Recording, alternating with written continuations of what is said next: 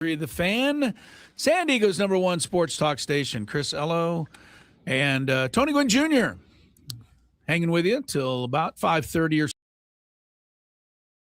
That time to Sam Levitt, who will get you ready for Padre baseball. Tonight, the Padres take on the Chicago White Sox.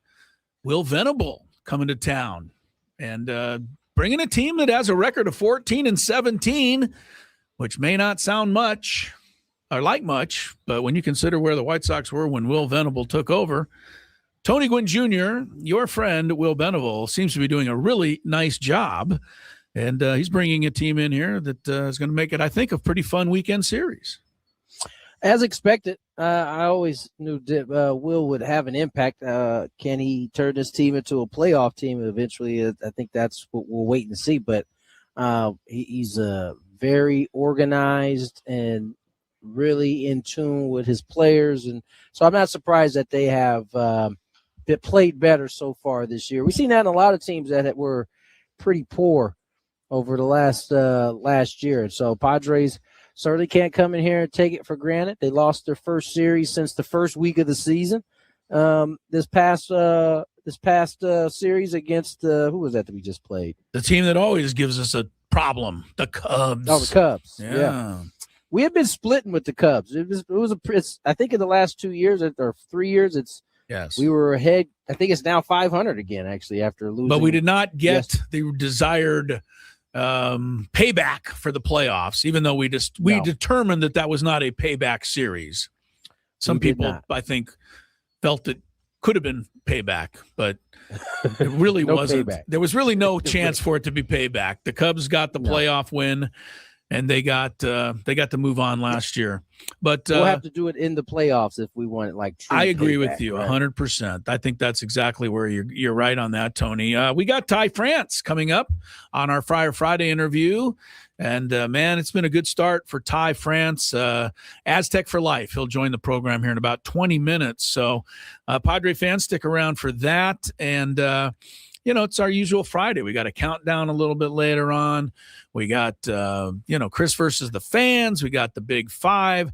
And special just for all of you today. This is really rare. You're lucky you tuned in today of all days because, Tony, one of the rare times, this very rarely happens, but Scraby's having kind of an off day. Oh, my goodness. I knew he was going in somewhere in this direction. I mean, just the way you were presenting it. Scraby has said a couple of times to us today in the preamble that he's not on point today. It's been tough. He definitely said he's happy the weekend is here. Right. He needs the weekend to save him. He's sluggish today. So, I stayed up. Well, I did that event last night for Voice of San Diego, which was awesome. But you're sworn to secrecy, are you not? You're not allowed to tell us what the event was. I'm not allowed to say anything. Yeah, That's you can't even tell us what it is. When you go in, you put your phone into this pouch, and you can't take it out until the end of the show. Really? And so no one can record or take pictures and things like that. Wow. But then I had to do some work. And Double I was secret probation stuff last night. I was up until 2 a.m. They trust no one. Yeah. And then I was up again at 7 with Lucky, who had a Lucky got you up early, the Lucky the dog. Well, yeah. Anyway, guys, I know you're used to tuning into the show where everything just runs like, clockwork and it's ship shape and on point. Yep. But Scraby is having a tough day today. So, enjoy it while we can, Tony. How was your event last night? I don't really know what the point of that was. It was just to kind of try to get you going here, get you, woken up. You were asleep in the corner, and I knew that if I said something like that, you would perk up. You got me. Tony, you had the big diamond event last night. It's probably pretty successful. I saw a lot of photos.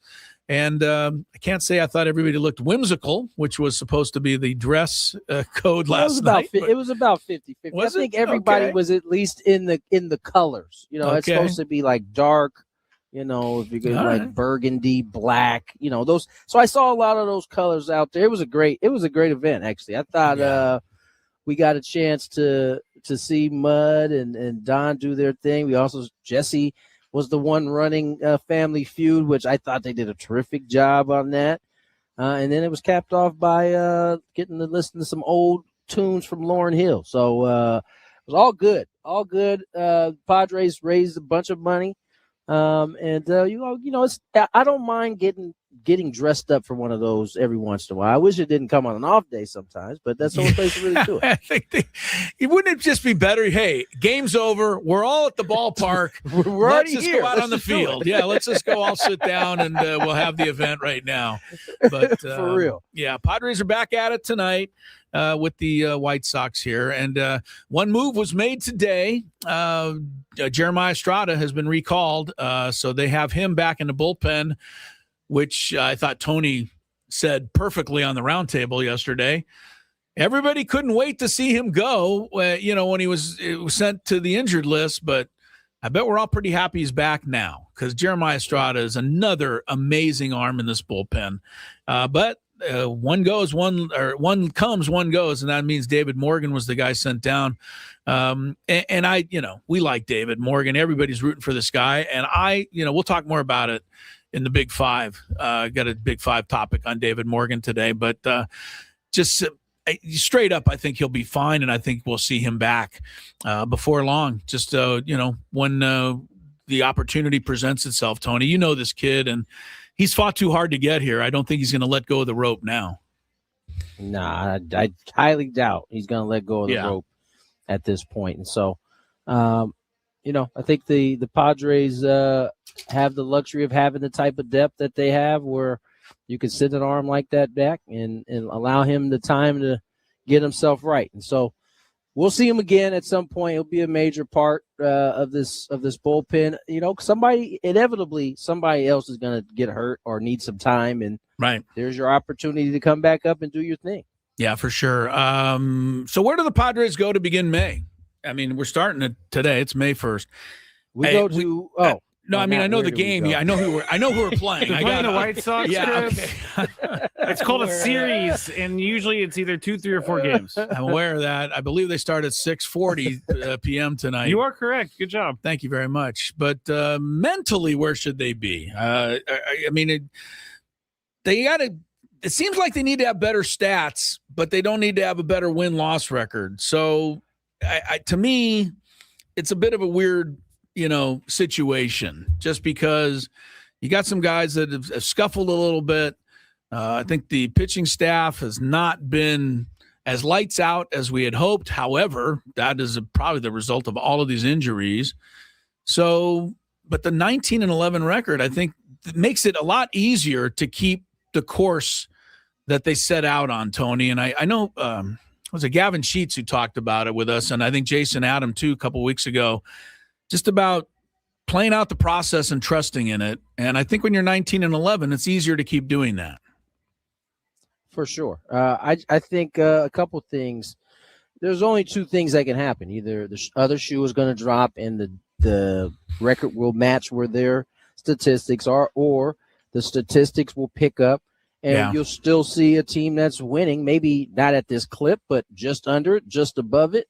And I think that's, kind of what we hope for, the idea that, he's had, for instance, Toddy's had over 100 at bats, hasn't, whatever you perceive that he needs to be fixed hasn't been fixed. Okay, well, what now? Is he just going to bench him? Like, what is the Wait a second. He hasn't been benched yet? What are we doing? so like that's not an option. And so you just got to hope and wait it out or hope that guys are picking up the slack while he is, getting right. And, Padres continue to do what they do or have been doing. Yeah, I think, really, I think all of us have less concern that Jackson Merrill, Fernando, and even to a certain extent Manny aren't going to get going because they are going to get going. I do think there is some concern about Jake Cronenworth, but I'm going to say that he's not hitting $1.49. He's too good of a player. He's too good of a guy, and he's going to work his butt. I believe it's going to turn for Jake. So can I help with that one? Sure. For sure. Let's talk about this. Sure. So the idea is that you're not worried about Manny. Understand that. He's got a 10-year plus track record. You're not worried about Toddy. He's got 6-year, 7-year track record. Yeah. But the idea that you wouldn't be worried about Jackson when he's had, 1 year, so maybe a year. Yeah, maybe I ran over that one too quickly. Yeah, I think so. And then maybe it's not you. I'm just saying that idea that somehow Cronenworth and him not being right now is more of a worry than Jackson, even though the production that you're expecting out of Jackson is, I would say, far superior to what you're expecting out of Cron. I don't think makes a whole lot of sense. I think if you're worried about one, you certainly should be worried about the other. The other one, at least Cronenworth has shown the ability to not be this guy over a good amount of time. And so you can feel comfortable in saying, yeah, I don't think he's going to hit 140. I don't think he's going to hit 200. I think he's going to be right around where he normally is during the course of the season. Maybe it's a little bit more slug. Maybe it's a little bit more on base. He's kind of fluctuated each year, giving one more than the other. But it's not that I'm concerned about Jackson, because I do think he's going to get it going, but I don't think you can have no concern about Cronenworth and then also in the same breath say you have no concern about Jackson. I think that's an excellent point. We've all kind of just assumed Jackson's going to bounce back, but we'll have to. He's got to actually do it. And I think the other thing is the pitching needs to get healthier, and it's going to. And we're going to see Griffin Canning, I think, here sooner rather than later. I don't know about Joe. But I got to believe in Joe that we're going to see him when the time is right. And, Lucas Giolito is getting ready. So I think those three guys are going to be important in the month or two here moving forward, and fight it out with the Marquezes and the Buehlers and the Waldrons to figure out, where this starting staff's going to be going. Because even though we're in a lot of ways happy that those back end guys have kept us in games, the three guys that I mentioned do have a combined ERA of 5.90, and that probably isn't going to hold up over the long haul. You're going to need a little bit better, from that area. So those are the things I'm looking at. Tony's, I think, looking at. We'll find out some more when we come back. But Ty France, we're going to be looking at him. Have some news on Jackson Merrill right now. Yeah. Uh-oh, is lineup, it bad? No, well, it's not bad. Lineup came in real quick. Our guy Ty France, who's joining us next, is in the lineup playing first base, but Jackson Merrill is not in the lineup tonight. Bryce Johnson Lefty. Playing center field. Well, you got a lefty going, and this is not a bad idea. No, it's not a bad idea. It's just surprising because you always see Jackson just go and face whoever.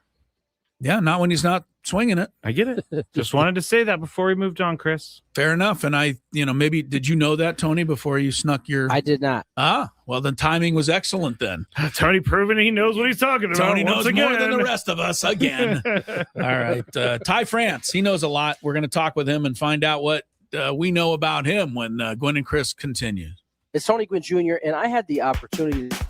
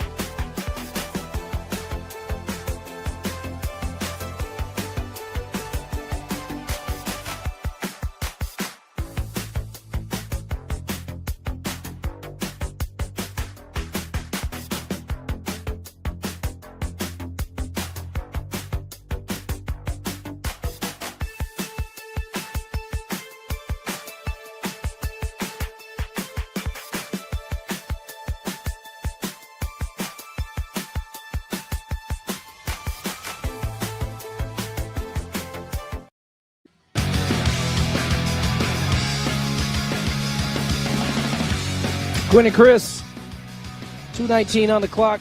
Currently waiting for Ty France to call in. We will be our Friday guest for today. Ty, off to a good start. He's been one of the bright spots offensively for the Padres after a little bit of a slow start and kind of having to bide his time. He got it and hasn't relinquished it since. He's been in the lineup pretty often here, and as one of the last members to play for my Pops, really get a chance to be coached by. I enjoy watching Ty have the success he has had so far this season, especially back here in San Diego. So, Chris, I know you feel the same way in terms of watching Ty and him do his thing out there. I'm a big fan, obviously, and saw him in college many times, knocking down walls with doubles and triples and, hitting line drives. And, to see him get to the big leagues, to me is a thrill. Anybody that you see as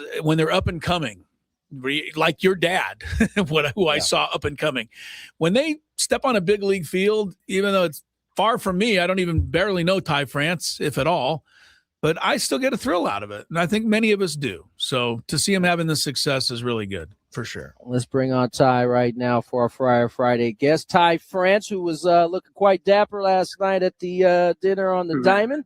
Ty, how are you, my friend? I'm doing well. I'm just trying to keep up with you. I saw that nice green suit you had on.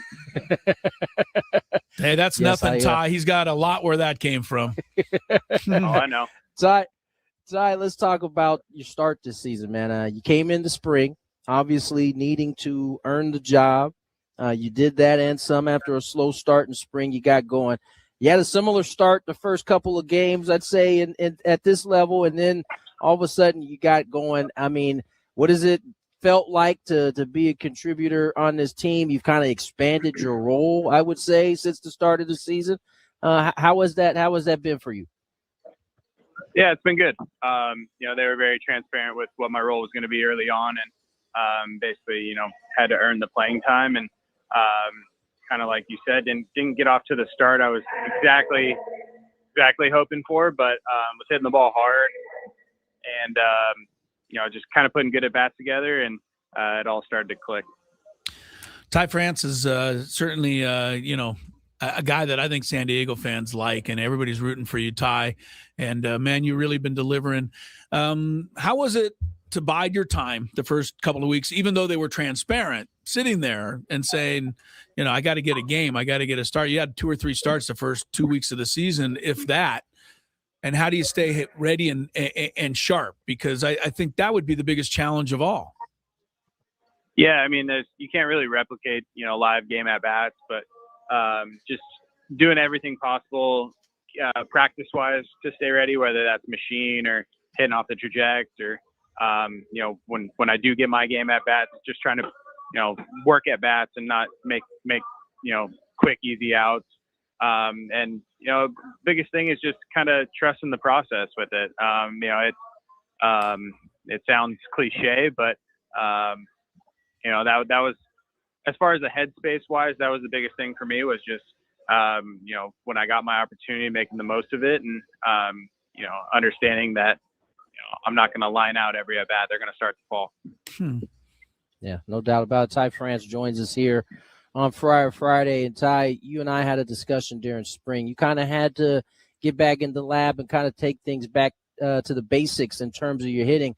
With so much information and so many new ideas out there, how difficult is it to not get caught up in all of the new gadgets, the new things that are out there, and still feel confident, trusting in kind of the things that kind of got you here?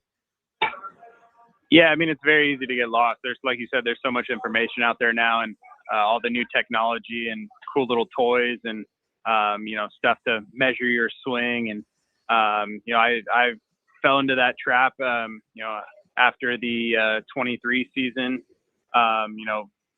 tweak some mechanical stuff, tried to gain some bat speed, and it, I lost who I was as a hitter, where, just like you talked about the basics, just getting back to the basics. And, I don't think it's a bad thing necessarily. I think there's a lot of guys in this game who can look at that kind of data and, put it out into their game. I just wasn't one of those guys. Yeah, what do they say? Paralysis by analysis. I would imagine that's something a lot of the guys have to fight through. Ty France is with us from the Padres and joining us on the SDCCU fan hotline. It's not big bank banking, it's better. Ty France, I commend you for a play that you made in the victory over the Cubs 9-7 on Monday night. And I don't know if you know the play I'm going to refer to, but you went from first base over to third when Manny tweaked a little something. I don't think you'd been standing at third base for more than 5-10 minutes, and they hit a sharp ground ball into the hole with the tying run on third and 2 outs. That's a play that's got to be made to save the lead. You do a spinorama, you find first base, you make that play. I'm sure you expected to do it. I'm impressed because how much time had you really gotten at third base before that play? Game reps. That was the first game reps, and I've got a couple games in spring over there at third, but it's been a little while. But no, I mean, when I'm not starting at first base, I like to take ground balls pregame all over the infield, and so just for situations like that where if I get thrown, have to get thrown in the game somewhere, I feel comfortable, and just. It was one of those things where just kind of let the athleticism take over and didn't make the greatest of throws, but Gavin did a great job picking me up.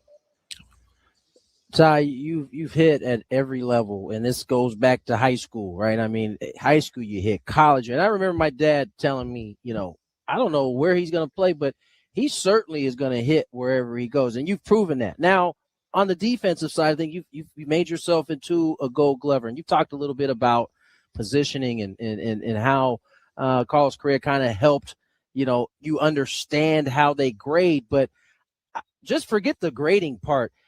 Your glove work, your footwork at first base is really, really good. I mean, how much work did you have to put in to be the type of Gold Glover you've become? A lot, honestly. This goes back to 2021, coming up, third base was my natural position, and Evan White got hurt, and they asked me if I could fill in for him at first till he got back, and I'd never really played much. I played a little bit, but not enough to feel comfortable at the position. And then it's been a 6-year process now of trying to just be the best first baseman I could be out there, and understanding, there's the footwork you talked about, but for me personally, it's taking care of my infielders. When they throw the ball, they need to know that wherever it's thrown, it's going to be caught, and have that confidence in me to do that. So it took a lot of pride over the years and trying to be the best. And, last year, fortunately, paid off. No question. And, I think what you're talking about is just a quick reminder to everybody out there, because I think in general, Ty, people think, oh, yeah, anybody can play first base. I mean, it's kind of the old throwaway line, but it's ridiculously not true. You have to work at it in order to be a good first baseman. And I just want to commend you on the play. I think you make the best, which is a 3-6-3. And I've seen you make it a bunch of times this year where the pitcher's ready to cover, and you're like, no, I'm getting this. I have it. It's all taken care of. But that can be a tough play, and I've seen you make it look easy. So you can see the work that goes into that one. Yeah, thank you. No, I feel like I'm just a tad more athletic than the pitchers, so I feel like I should be responsible. I told you, Chris. Okay, that gets me to follow up then. Can I follow up, Tony, with him? Please, go for it. All right, I want to ask you about the pop-up in the sun the other day, and this is not about you not seeing the ball. This is all about my world, which says, why can't the pitcher catch a pop-up in the infield? And so I'm curious from an infielder's perspective how that is, why we don't just let the pitcher get that ball, because it really would have been a lot easier. It was a lot closer to him anyway than it was to either you or Jake. So what's your perspective on that play? I'm all for getting the pitchers out of there. If it doesn't go in the sun, I catch that no problem. And, yes, you do. Same with Jake. So I mean, I've also like, hey, if it's hit right on the mound and they feel like they've got it, they're more than welcome to say something. Good chance we call them off, but they don't have to be mutes on the mound. If they feel like they can do it, we'll give them an opportunity to voice their opinion, and we'll probably call them off.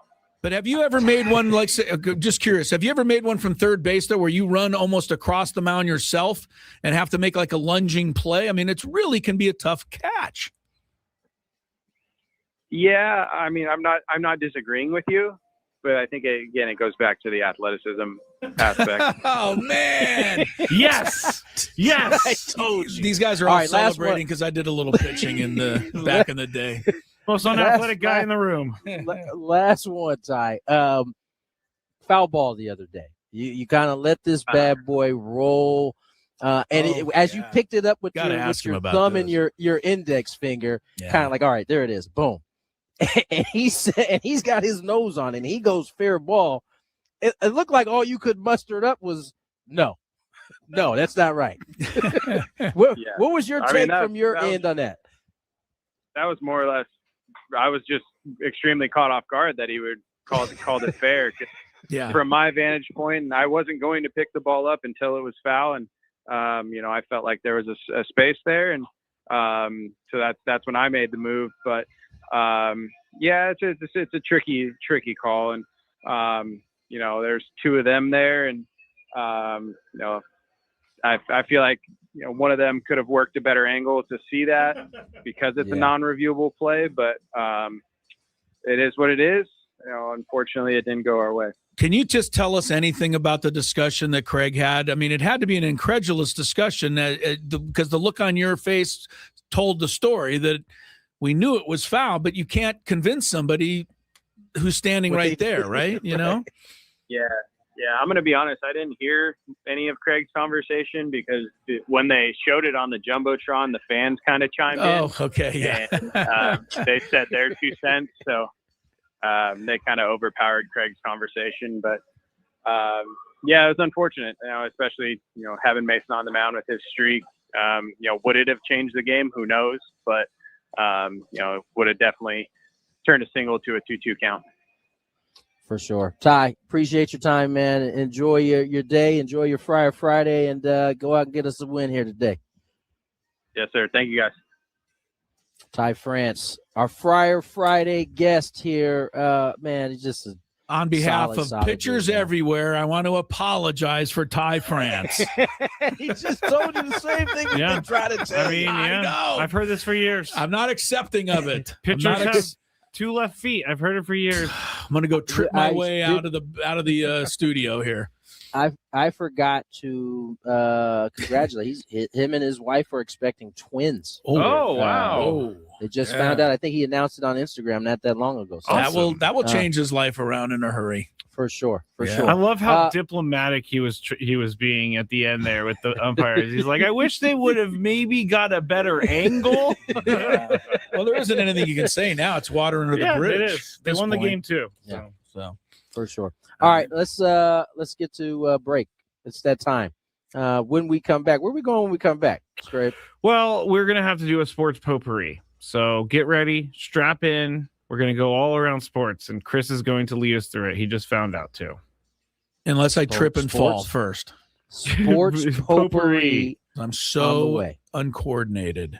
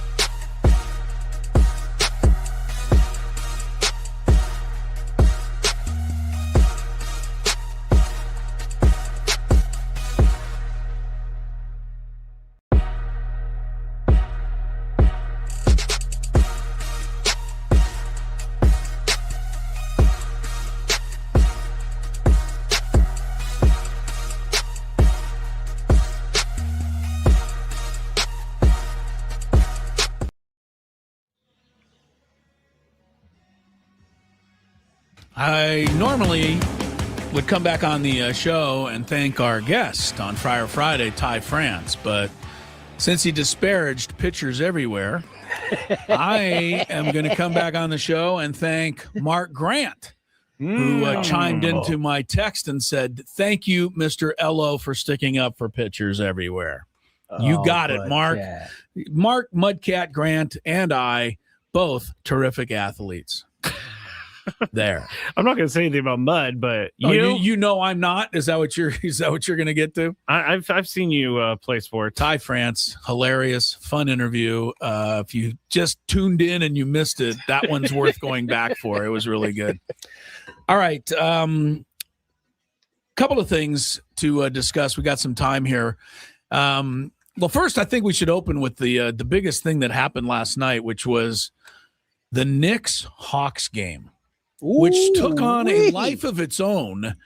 That is belt to behind right there. Did anybody see the halftime show with Shaq and company?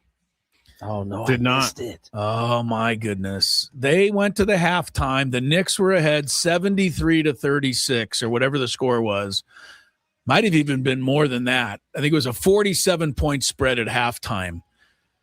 Kenny, they went onto the scene. Kenny the Jet was waving a white towel, but when they flashed over, Shaq was over on the side.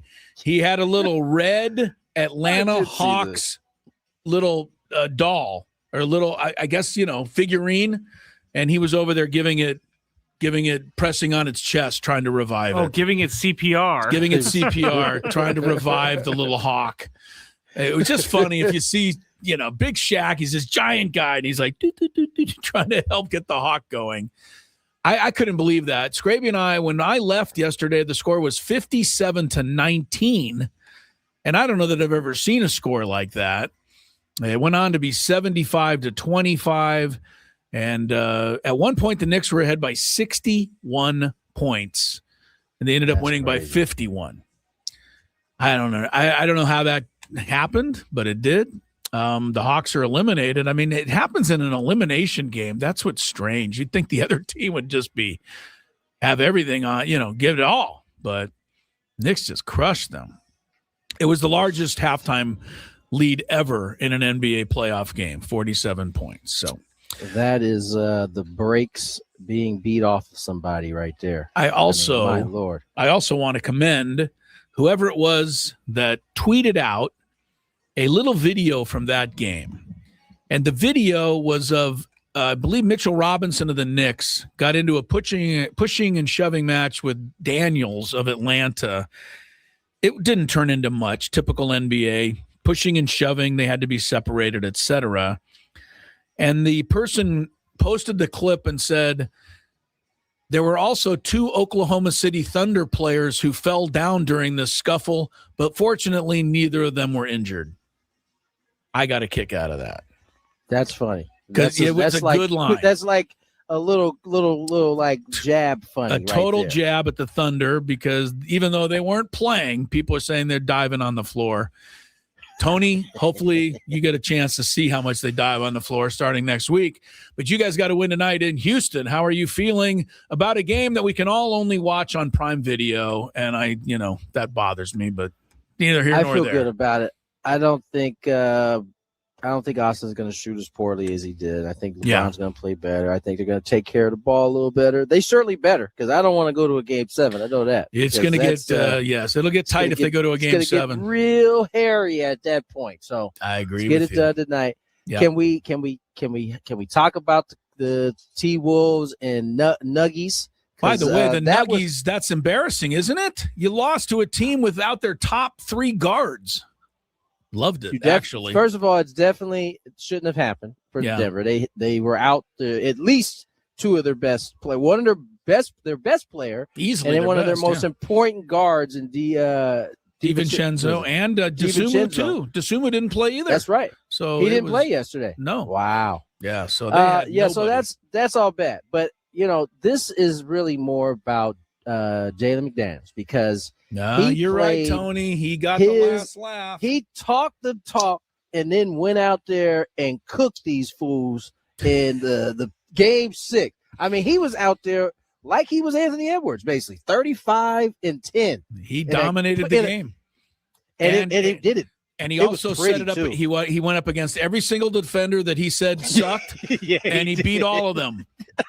So, there wasn't much could be said. I don't advise that approach all the time, but hey, if you got it or it's the truth, let the truth set you free. Yeah, I called him a rockhead after the one game where he made the layup, but I got to give him the props in the end. He won it, and there was another clip of him, Tony, that I saw today. I think one of the media, as we in the media do, tried to kind of draw him into something like what you just said, and he said, "Hey, do you regret it? Saying what you said?" And you got kind of the last laugh.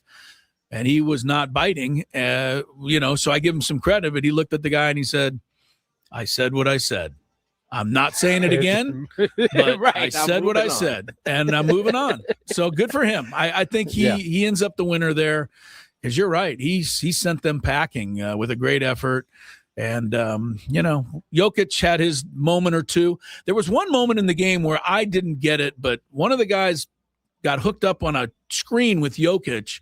The whistle blew. The guy gave Jokic a little half shove. Jokic shoved the guy to the floor, and then somebody else came and shoved him, and then they broke it all up. And they called two technicals, one on the first guy who shoved Jokic and one on the second guy who shoved Jokic. And I was like, did Jokic, they not see him deck the guy? Right. When he gets in those screens, he certainly will hook your arm. Right. I think that's why the guy kind of pushed him a little bit. Exactly. But then he escalated it far worse by pushing him onto the ground. And then the part that I thought was funny was when my man pushed him from back, he acted like he had just. Do you remember when he ran into one of the Morris twins and actually hurt the twin? He fell he bent his back scorpion style, when the dude pushed him. It was like, oh, you're gonna act too? Okay. And then he got away with it. No technicals on Jokic, and he shoved a guy to the floor. So the NBA plays favorites. You bet they do. All right, sure. So that's the NBA. Tonight, as you said, the Lakers will go for the clinch. Also, the Celtics lost to Philly last night, which surprised me a little bit too. They go to a Game 7 in that series.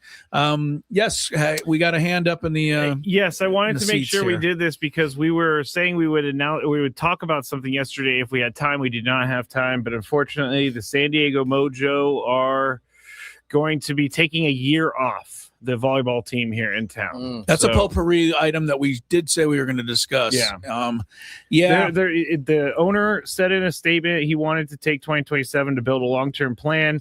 He believed the league believes a different direction is required, but Major League Volleyball said that San Diego is a great place and they're committed to San Diego. I hope they are. I hope that they get out in the community. I would like to see some of their players knocking down the door of our studio. Not just us, but everywhere, to try to get a little more visibility for it. I think a lot of people didn't know about it. Because I will tell you, I think pro volleyball has a future. I think it's fun to watch. It's exciting. They are great athletes. I feel bad that the team has to, fold it up. The other thing that's interesting, by the way, they're heading into the playoffs. And even though they've announced that they're ceasing operations, they are participating in the playoffs as we speak. So, yes, that's a good potpourri item. Thank you. Along similar lines, congrats to the Ducks last night. They got it done at Edmonton or over Edmonton. They beat them pretty easy, 5-2, and they move on. Edmonton, the two-time defending conference champs, they go home, and the Ducks move on to face either Vegas or Utah in the second round of the Stanley Cup playoffs. Another feather in the cap of Joel Quenneville, the coach of the Ducks, who I think is just one of the best out there. Here's an interesting one to me, Tony. Ildemaro Vargas. You just saw him this weekend in the Mexico series. He plays for the Diamondbacks. He still have his hit streak going? He got a hit today in Chicago in the day game to extend his streak to 27 in a row. He's had a hit in all 24 games he's played this year. He's close to the record, which is 30 in a row of a hit streak to start a season. Secondly, his 27 is 2 more than your Pops ever did. Yeah. Thirdly, his 27 is courtesy of a guy that's been around baseball now for 10 years and has a 247 lifetime batting average. Yet, he's doing something that only a few guys have ever done, which is get up to a 27-game hitting streak. That just tells you how random baseball can be. Super random. Super duper random. Yeah. Ildemar has gotten – this is a good example of, even though he's getting older, he's becoming a better hitter as he's gotten older. Just watching him in that series against the Padres, the 2-game set, you can just tell. For those who've watched Vargas hit before, you can tell he kind of has an idea what he's looking for, the type of hitter he is, and right now he's on a heater. And I enjoy watching guys kind of figure it out, even if they're not on the pods. Like, he's a dude who's been a journeyman. He's like a 3 or 4 time D-back at this point. Like, he's gone, left, come back, left. And it's I honestly couldn't even have told you he was still in Major League Baseball. I mean, he's been far on the outskirts. And listen, it doesn't mean that all of a sudden he's going to become this dude, but you got to respect it, man. Like, he ain't out there getting cheapies either. Like, he's out there polling. He's hitting 378 right now this year, which is 150 points higher than his career average. And the 27-game hit streak, as mentioned, the record is 30 to start a season. In terms of the first, Jimmy? Who was that? No, the record I'm talking about is first 30 games of any season. Rollins covered over 2 years. Ron LaFleur, the old stolen base guy who played for the Expos and the Tigers, he once hit 30 in a row the first 30 games of the year. Vargas is 24 to start this year and 27 overall. But do you guys think that that's an actual thing where you have a full offseason and your hit streak continues? I think it has to. Yes, Gravy, are you crazy to me? You know how difficult it is to just pick up after you finish the season, hit with 10. Let's say you got 12 straight to end the season. You're like in rhythm. You've been playing baseball for 8 months. So you mean to tell me you think it's any easier after like a break? You gone through spring training and the season starts and you're just supposed to just pick up where you left off? No, it would be easy for Scraby. It would be easy. Well, for him, when you put it that way, I guess it's a different. When you put it that way, just think about it. Think about it this way. I wasn't thinking about 12 games. I was thinking about like 2 games, like Ildemar. Okay, even if it's 2, let's say it's 2. Put it this way: how often? Let's say at the end of the year 1 for Jackson Merrill, right? Mm-hmm. When he came into year 2 and you were like, oh, this is going to be great. Did it go the same way the next year? No. I know he had injuries, but it did. Year 2 to year 3, like, all right, he's going to get back to it. No injuries this year. Has it gone this? So you see my point. It's very difficult when the season ends to then go through an off season and then just when the season starts, you just pick up where you left off. It just doesn't happen. I would like to say I stand corrected. This is pretty good run that he's on. I mean, there's only 5 guys this century that have been over 30. So yeah, he's close to that. You mentioned Jimmy Rollins, 38. That's the longest anybody's had since the turn of the century, which is still nowhere near, obviously, the great DiMaggio record. One other quick baseball note. This was great news for me because he's about the only guy on my fantasy team that's any good. But Nico Horner left the game with neck tightness today. Cubs putting him on the old day-to-day list for the moment. Brewers put Brandon Woodruff on the injured list. His velocity was down last night. They took him out of the game. So he's Ryan Helsley is on the IL. Helsley goes back on the IL? I thought he just came He was off. on the bereavement. Oh, so now he goes to the IL. IL. On the 15-day IL. And according to the Mets, once again, despite their 10-21 start, Carlos Mendoza is safe, according to John Stearns. He says, is it John Stearns? Yep. The Mets GM. We know what our record is, not what we want. Is it John Stearns? No, it's not John Stearns. No, it isn't. It's He was not an John old Stearns. catcher.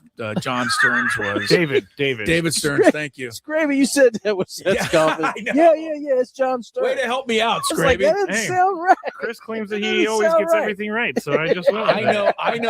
I know so many old baseball players. And when we had the guy on yesterday named Cangelosi, and Tony was like, how is this guy's name? And I go, idea. it's like John Cangelosi, the old player. And Tony's like, oh, okay, good. We got And it. then Tony's like, Steve Cangelosi here. I'm like, what the heck? He knew. Anyway, he says, we don't view this as a manager problem. We don't intend to make a change. 10-21. We'll see how far the Mets are going to let that go. All of this on the players? I'm saying, no, they are the ones that are lacing them up and going to play. Come on, let's be honest. How many wins is a manager worth? I don't know. I'm not saying that he's to blame, but it seems like they're just like players can't perform. Right. So who is that on it? That's what we just said. Okay. I mean, in New York, they're going to blame the players. We've said this so long, and Tony, and we've talked about it. Every manager is only as smart as their bullpen is good. Because as soon as you bring a guy in and he blows the game, you're an idiot. You don't know ball. Right. You don't know ball. Craig Stammen looking very smart so far this year with the help of Jason Adam and Mason Miller. That's how those things go. I think I'm going to stop talking for the rest of the show because I keep saying stupid things. Yeah, so. I'm kind of looking forward to hearing more. I'm going to take a nap here shortly. See what you can do. More Gwynn and Chris. Hour number 2.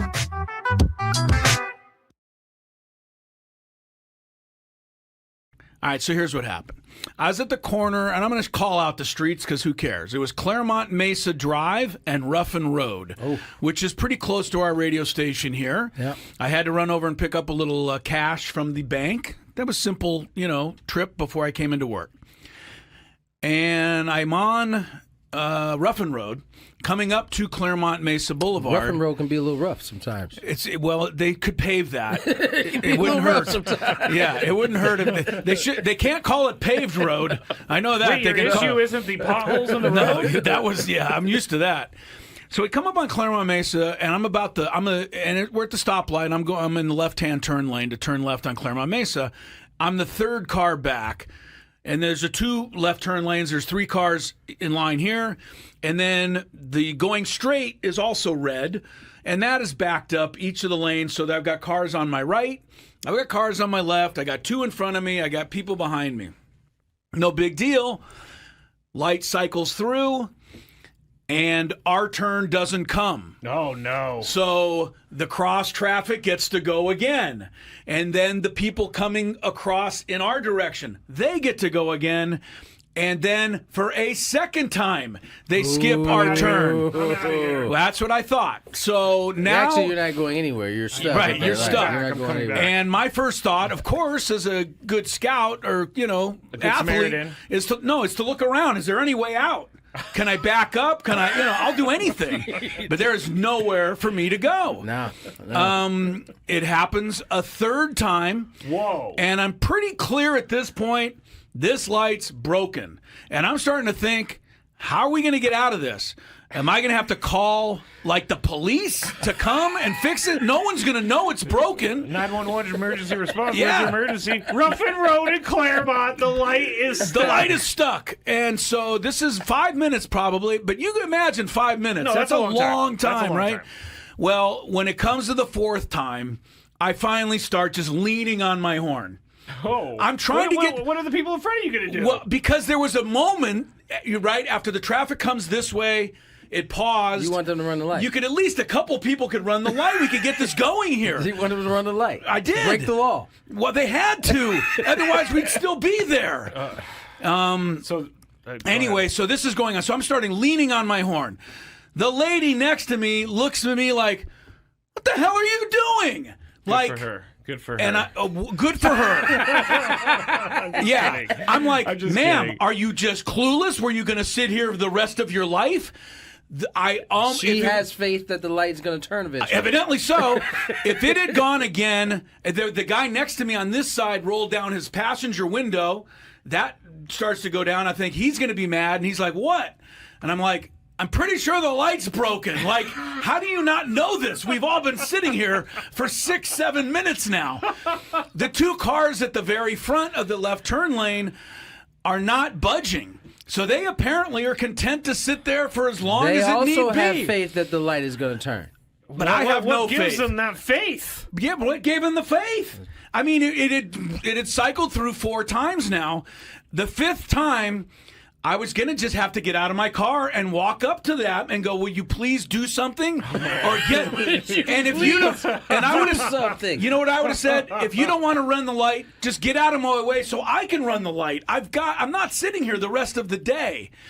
And finally, on the fifth time, the first two people ran the light, and the next person was able to get half, you know what I mean? And after a couple more cycles through, I got out of there. But I don't know. Did the light ever start working? I don't know. If you're at Claremont Mason Ruffin Road, you might still be there. I don't know. This was 45 minutes ago or so. Wow. So my question to you is, how differently would you have handled this than I did? And I'll start with you, Tony. Would there have been any difference, or do you know? I don't know if I would have laid on my horn. You would have just never laid on it. I think I might have maybe rolled down the window, see if I could talk to somebody, see what else. See if anybody else was in on it? I don't think I would have laid on my horn because, listen, what you're asking is for them to, which may not be easy for everybody, and that is the timing between when because they're waiting for their light to turn. Yes, right? they were waiting for the light's not going to turn. But that also then requires them to guess the exact kind of when the timing of when they can go. And yeah, well, you know what? Figure it out. I think a lot of people wouldn't be comfortable with running the light, with even under light. these circumstances. Well, I think not when there's other cars that could actually hit them. Okay, I think you're right. And the reason I think you're right is because of the 40 to 50 cars that were now piled up in my area behind me and around me. I was the only one honking. Right, and then nobody else thought to do this. All right, so here's what happened. I was at the corner, and I'm going to call out the streets because who cares? It was Claremont Mesa Drive and Ruffin Road, which is pretty close to our radio station here. Yep. I had to run over and pick up a little cash from the bank. That was simple, trip before I came into work. And I'm on Ruffin Road, coming up to Claremont Mesa Boulevard. Ruffin Road can be a little rough sometimes. They could pave that. It wouldn't hurt. Yeah, it wouldn't hurt. They can't call it paved road. I know that. Wait, your issue isn't the potholes in the road? No, that was I'm used to that. So we come up on Claremont Mesa, and we're at the stoplight. I'm in the left-hand turn lane to turn left on Claremont Mesa. I'm the third car back, and there's two left turn lanes. There's three cars in line here. Here on Gwynn Chris, Tony Gwynn Jr., Chris Ello, Matt Scraby. Padres, White Sox begin a 3-game set here this evening.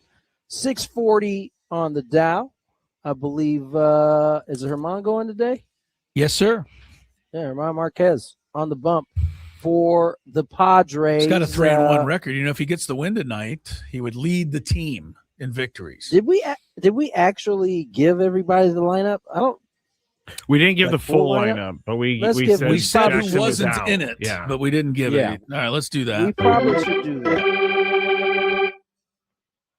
Go ahead, Great, Tony. Go ahead. Oh, me. You want me Okay. to do No, it? I got it. I'm ceding it to you. Ramon Laureano batting first in left field. Fernando Tatis Jr. playing second base, batting second. Miguel Andujar DHing, batting third. Manny Machado at third base, cleaning up. Xander Bogaerts, fifth spot. Shortstop, Ty France playing first base in the sixth spot. Nick Castellanos, right field at 7. Freddie Fermin catching at 8. And Bryce Johnson, center field, batting 9th. Obviously, standing out there to those just tuned in is that Jackson Merrill's getting the night off. Secondly, it's an all right-handed lineup against a left-handed pitcher. Thirdly, Tony, we talked about it yesterday on Xander Bogaerts. I believe if you hand out the trophy for first month MVP, Mason Miller notwithstanding, I think Bogey goes up to the podium and gets it. To me, he's been the one constant on this club offensively, defensively so far all year. Very few fans want to talk about it because they all have egg on their face having given up on Xander Bogaerts 3 years ago. Facts. Factoid. Yes. Factoid. Indeed. He has been, yes, I would say he has been the Padre, and even surpassing the likes of Laureano, who got out pretty quickly. Right. Bogey's been the most consistent guy. Played a solid shortstop, and oftentimes he's been up or been in the middle of a lot of the Padre success offensively. So, yeah, man, it's baseball is a funny game. I mean, he really struggled, and all we talked about was his age and how he was aging poorly, and this, that, and the other. And I think what he's shown is he's willing to work, because there's no doubt that he's doing that on a consistent basis on both ends. And it's proof that even if you're getting older in this game, it does not mean that you have to be washed or you have to be a player that is bringing back diminished value. That's not the case. It's not always the case. And I think it's so easy and so lazy for all of us to just go down that route when somebody's, not in their 20s anymore and moving into their 30s, and maybe they've had a year or two that hasn't looked good. His track record prior to that was good, and as he transitioned to a new place that he was learning, it just seems like he's most comfortable. And obviously, success makes you look more comfortable versus when you're not playing well, you may look like you're still adjusting. You know what I'm saying? For sure. They won't, but I'm going to say it anyway. I want the fans to remember that Xander Bogaerts was the first month MVP, because the first month of the season does count. And when we get into June and July, if he's scuffling at all during those months because things go up and down, just remember he's had a big impact on where they are so far. And I know you fans don't want to recognize it because, so many people have had so many negative things to say about Xander Bogaerts that they'd look silly now rooting for him almost. But can you say that I'm playing one of those fans. Can you say that he's actually earning his salary? Oh, God. Just because he has 5 home runs? Who cares? Just because he has 5 home runs? Number one, this whole idea of earning your salary is stupid. He already earned the salary. That's why he got it in the first place. Remember, he wasn't getting paid that money. And so the money he's making now is for what he earned prior to getting to this point. And you just have to live with the fact every time you give a contract, not just Bogey, to everybody, that, he's the contract that if he's going to get another one, the numbers that he's giving now will determine the next contract. For some of these guys, they're not going to get another contract at this point, right? Like, man, he's got a 10-year deal. Bogey most likely will not have another contract after this. But what he's doing now will determine what that is the next time around. He already got paid for what he did before. I think no player in Major League Baseball earns $38 million. I don't think any actor earns $1 million for a movie. That is the going rate, though. They do. Chris, I think they do. Chris, your favorite guy is here. Oh, Mudcat is on the camera right now. Yay, Mudcat. Hold on, we can't hear him. It's not that tough. It's not that tough. Two pitchers take control on a fly ball. Catch a pop-up. Thank you, Mudcat. And he's out. I knew he would come in. I appreciate him. He knows that. That's funny. I'm going to stick up for us all the way. What I was saying, though, is that they do earn their salaries because they're the ones who bring the people to the yard, who pay all the money to buy the food. And, I mean, the team is nothing without the players, and the team is nothing without the fans. I agree. I think you're missing the point, though. I think, yes, they do. Unfortunately, the Padre fans that show up to watch Xander Bogaerts, his money is already given to him at this point. Like, if you decided as a fan, you know what, I'm not going because Xander Bogaerts is not playing well enough. I'm not going to any more games. I'm not supporting his salary. He is still going to get paid that money regardless. Contracts, there's always going to be a contract that people are like, oh man, that's a bad contract. I just think that you should. I think that you should look at it as, okay, let's say when Barry was doing all his, like the last, let's say 4 years he was in Pittsburgh and he was doing his thing in Pittsburgh. The Pittsburgh fans didn't know at the time because they thought he was probably going to be a Pittsburgh Pirate for his whole life, but they were watching him build his contract for the Giants at that point. They weren't watching him all that success and it was going to he was building that. What he was doing was going to benefit him when he went to free agency and said, or I guess Steinbrenner told him he had to hurry up and sign. And he was basically like, nah, I ain't ready. And so he ended up a Giant. So the Giants fans get the benefit for all of what the Pirate fans kind of contributed and watched as he was putting up crazy numbers at that point. And the Pirate fans should be used to that.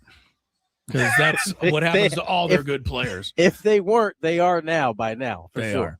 All right, let me throw a couple of numbers at you Tony, for the first month of the season. This is kind of to remind everybody where the Padres are and whether you think some of these numbers I give you are going to get better or potentially, be tough to keep up, like they could get worse. And let's start with, because I think what we're going to find as we go through this is that most of the Padres statistics do not, coincide with the record that they put up. For instance, the team batting average is 235, 21st in baseball. Going north from here, or is 235 over what we would expect? Say that again. What's Major League average? Do you know? I don't know, but 235 is a team average. You expect that to get better or worse? Where are we at right now? 235. 21st best in baseball. I expect that to get better. I do too. And I think Scraby, without hearing from you, probably agrees. Yes. How about on-base percentage? They're 26th in that. They're only ahead of 3 teams. They're at 309 in on-base. I think we agree that's going to probably go up. They're not a team that's going to be that low all year. Yeah. I would Agreed, assume. Tony? Where does that play at in the league? 26th. That's what I mean. No, that's going up. All right. Is your connection okay, Tony? Because he's okay. No, I just wasn't listening to the first part of the question. Yeah, you know what? And I don't take that personally because I don't listen to a lot of things either. I'm over here doing more things than you know. Really? Especially when you're talking, Scraby. All right, OPS, they're 22nd in baseball right now at 693. I mean, Fernando gets 2 doubles and it goes up to like 750. Right. You know that's that's going up, right? It's going up. All right, how about runs scored? They're right in the middle at the moment, 15th in baseball, 139. What's that average, too? What's runs per game is that? I wasn't sure you'd ask, but now that you did, I didn't have it. How many games have they played? 30? Yeah. 30 into 139. We're going to see how fast I can do this. No, I did it wrong. 139 divided by 30. Yeah, that's what I wanted. Rounding up 5 runs a game. 4.6. Higher or lower? 15th. He's I about think this, a titch higher. a little higher. Okay, So I'm going to titch. do a low arrow. A titch. I don't know what that is. 5 runs a Maybe game that is a lot. Maybe isn't a it? titch gets you to 5. Maybe a titch gets you to 4.8. Yeah, five's a 0.9. pretty I like good that. number. I like it. A titch. How's that spelled? Titch is 0.2, I think. Is that It's Twitch T-I-T-C-H? without the W, I believe. T-I-T-C-H? Titch? Yeah, sure. Ooh, that's closer to some I other know. word. You You really emphasize the first syllable. what, the T-I-T? Move on. Stolen bases, Tony. They got 28 steals. They're Yeah, no, 8th I in that category, which is not bad. But 8th? yeah, they're tied for 8th with a bunch of teams. I think they'll drop. They're going to drop there. Okay. Yeah. How about 7th inning or later? Their OPS is 4th in baseball, 791. Is that likely to stay, or is that going to go down? I think they stay at 4th. I think it still ultimately comes down. I think everybody's eventually come down a little bit, but I think they stay up They in could that stay 4th. area. Okay. Yeah. Late and close. And we Scraby explained this to everybody, but it's a game that's can be won. You can take the lead, you can tie the game, and it's the final 3 innings. Yes. Their OPS is 921, 3rd best in baseball. I mean, that's so crazy to me because yeah. they're not anything near that. It's in the almost first 6 300 innings. points higher than their normal OPS. I think we can expect that to go just down on merit alone. I think so. All right. We're coming to the end. I want to give you one more.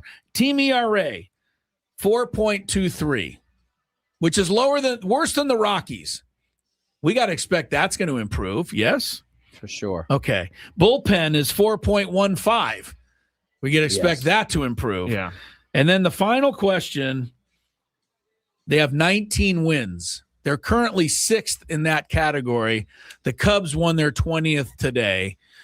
The Braves have 22, and then the Yankees, Dodgers, and Cubs all have 20, and the Reds too. So they're only 1 behind second place. Do we expect their win total to stay top 5, top 6 all year? Yes. I do too. Okay. I think they're right there with the Cubs. Watching that team, those 3 teams, Okay. those 2 teams play Yeah, those 3 right. games. Mhm. I thought that they matched up really well against one another. And Well. Padres didn't have their best bullpen guys ready. Lined I don't up, think. yeah. All right, Cubs, Cubs 120. They beat the Diamondbacks 6-5 earlier today, despite the crazy Ildemargo Vargas going 4 for 4 and extending his streak. Yes, we've got 22 wins for the Braves, and then you have Yankees, Reds, Cubs, Dodgers with 20, and then the Padres looking for number 20 tonight. We'll take a break. We'll do the Daily Gambit. Yes. After we check some traffic. And Anthony's coming back later for a countdown and Big Five. So a lot of goodies still ahead. From the 855. There's Tony, you much care more. to, Tony, I don't know where Tony went. because Tony I see the normally- corner of his room. Oh, well, hopefully he'll be back shortly. Harbaugh, I'm not sure where he went. I might text him to see if he's okay here in a second. hope he didn't. Yeah. Did you think he fell in the shower or Well, I hope he something? didn't meet with foul play.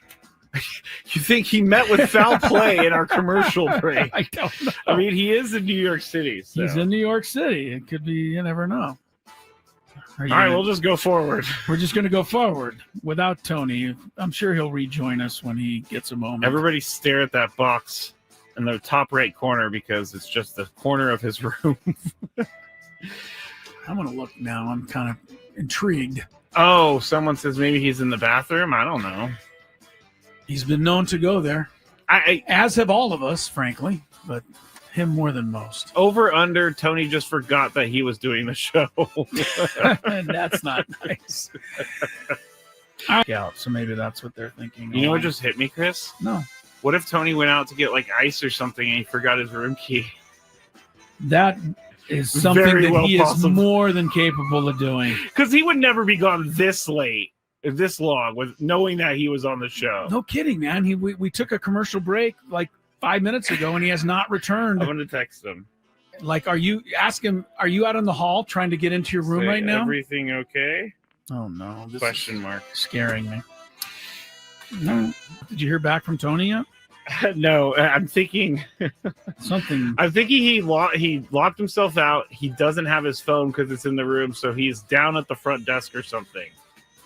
I don't know. I'm sure there's a story in here somewhere. There's when we definitely get him got to back on be the a air. story. Anyway.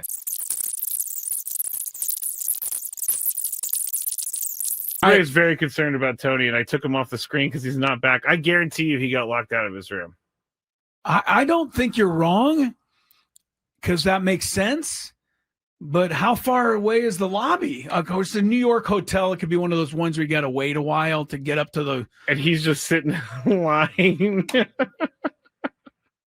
I don't know why I find this so funny, but it is. Well, it's funny to if he comes back with a funny story. Yeah, like it's I not locked myself funny. out. It's not funny if he fell and hit his head somewhere Well, and we don't know where he is. Of course, That's not funny. Of course, that's not funny. He's obviously not with his phone because he hasn't gotten back to us.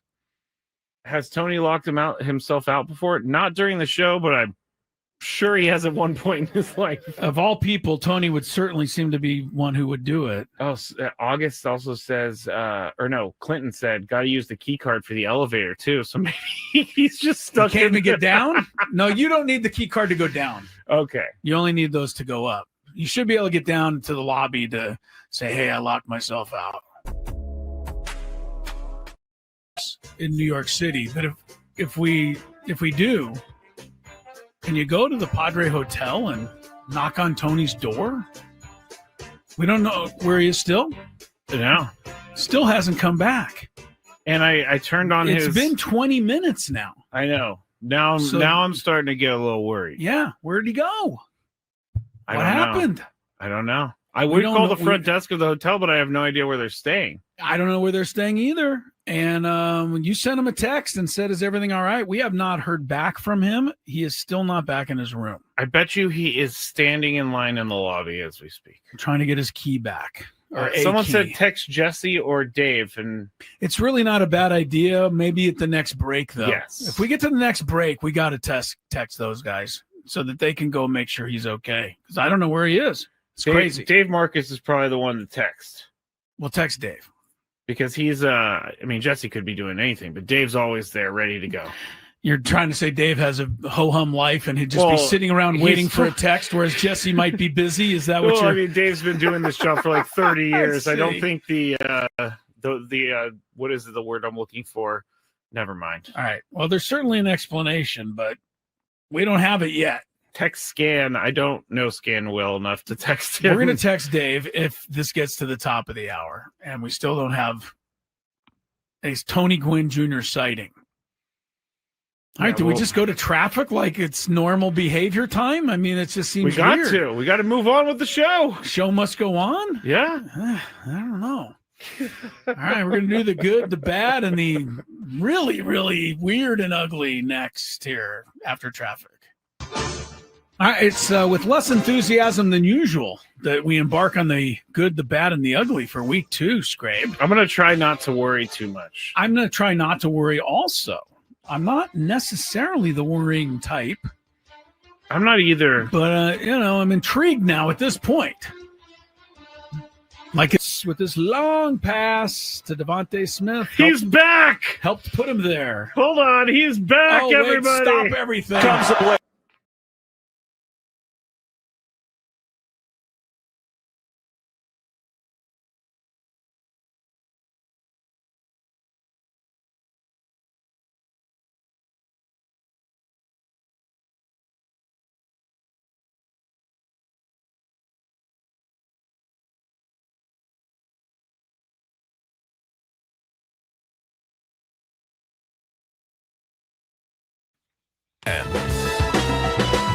Daily Gambit is our daily sports betting segment here on 97.3 The Fan and Gwynn and Chris. Please, everybody, gamble responsibly. Countdown coming up in about 15 minutes or so. And I think Scraby topic today, so look out. I think we got a good one. But we did make some bets yesterday. You do you? It spurred some conversation, that's for sure. Okay. We are also broadcasting live from the Bill House Studios where we know how. Last night, Knicks were 3.5-point favorites over the Hawks. Tony and I went Hawks. You Good went pick Knicks. there, guys. Good pick. Knicks won 140-89. I think they covered. Yeah, me too. Yeah. Boston minus 6.5 against the Sixers. Tony was the only one to take the Sixers, and the Sixers won by 13. Very surprising there. I was surprised to see them force a game 7. Denver minus 6.5 against Minnesota. You guys chose Minnesota. I went Denver. That was T-Wolves an embarrassing loss 110-98 to lose to. I mean, people are talking about his legacy. Jokic. Yeah, Jokic's legacy being tarnished. He's a 3-time MVP. It's one game. He went out in the playoff against a team that was out 3 players. It was an embarrassing loss, but I don't. The thing that would concern me about Jokic's legacy, if anything, is his whining on the court. Just play basketball. And I really didn't like the fact that he was allowed to shove a guy to the floor last night and not get a technical foul. That is honestly his favoritism. That's the only thing you can say that is. It was clear they looked at the replay 10 times and then they came back and called 2 technicals on Minnesota. Like, what were they looking at? There are like instances of replay where you're like, what? Yeah. Did they look at the same thing? Are you looking at? Did they see the same thing I did? Happens a lot in baseball. I'm like, sometimes I can clearly see this guy's safe, but you thought he was out? Somehow. I don't understand. Right. Denver, we already went over that. Edmonton minus 1.5 against the Ducks. We talked about a little bit earlier. Quack, quack, quack. Chris and I went Ducks. Ducks won advance. 5-2. Good job. All right, here we go tonight. We got a few to run through because there's a lot of good games. Rockets minus 3.5 over the Lakers. Lake Show looking to close out. I told Tony and he agreed, not surprisingly, but I do think the Lakers will win it tonight. I don't think it'll go back to a game 7, but if it does, it's going to get hairy because no NBA team's ever blown the 3-0 lead. You don't want to be that team. You don't want to be that first one. You want the Rockets? No, the Lakers. You're going Lakers. Yeah, I thought you'd want to see a little drama there. Cleveland is up 3-2. They go to Toronto for game 6. The Cavaliers by 4.5. Scraby. They're pretty good. I'll go with them. The Cavs. Cleave for the closeout. Cleave for the closeout. Cleave for the closeout. Yeah, it's not going to happen. Toronto's just as good, I think, as Cleveland. I've not seen much between these two teams. I think Toronto wins and forces a game 7. Detroit minus 3.5 at Orlando. If Orlando wins this game, they knock out the number 1 seed. What I've seen in the series, Orlando is as good as Detroit is, and I'm going to take them at home plus the points. I really think Detroit could be eliminated tonight. They have not brought it at all in this series. I'm going to go with Detroit because Orlando did struggle down the stretch, and it's still there somewhere. All right, the Cleveland-Toronto game, 14 points or minus 14 points overall, or the Laker-Houston game. You're looking at the overall total. This is kind of tricky, but you're looking at the one game. Orlando and Detroit have been playing much higher scoring games, obviously. Or Cleveland and Toronto have. Did I confuse everybody enough there? It's fine. I feel like the Lakers and Houston, they're going to be a shootout because they're going to score more defense. So I'm going to go with that game. Plus the 14. You get 14. I'll take the Lakers, Houston as well, plus 14. Austin Reeves, 25 points. Book it. I'm going over. Under for you. He shot 4 for 16 the other night. I don't see that again. Finally, at long last, Scraby, the Padres are favored in the game. It's been like 2 straight weeks. They've been underdog every game. It's craziness. Finally, tonight, minus 1.5 against the White Sox. I'm a little worried about this White Sox series. All right. I think that the White Sox are playing good baseball. They're on a 3-game win streak. Padres sometimes struggle with seemingly easy wins. We've seen that in the past where they, quote, play down to the opposition. Yes, great way of explaining that. So I think the Padres will win, but I do not think they'll win by 2 runs. So I'm going to go White Sox. Going White Sox. White Sox swept the Angels this week. They've won 5 of their last 7. They've won 7 out of 10. So, yes, the Chicago White Sox. I'm going to go White Sox. Same reason. Okay. I think if the Padres win, they're going to squeak it out. Got to be honest, I don't yet have a ton of confidence in Marquez. I really give him credit for what he's fighting and battling and giving us. But it's hard for me to, in a wagering situation, I wouldn't want to have to win by 1.5 runs. Actually, Chris, due to my research, he's given up 4 runs, 0 runs, 4 runs, 0 runs, and 4 runs. So that means he's going to give up for 0. 0 tonight. Okay, well, there you go. Mackenzie Gore, checking in on him. He's at Detroit tonight. He's got 5.5 strikeouts over under. Gore is 2-2 with a 4.35. I point that out because I think Mackenzie Gore has become what he is, which is about a 500 pitcher with an ERA around 4. And that's not the same as what I think was expected of him as a number 2 overall pick here? 2 or 3. Let me see. I think Mackenzie Gore is going to have a nice, good career, but I really haven't seen anything more than that from him.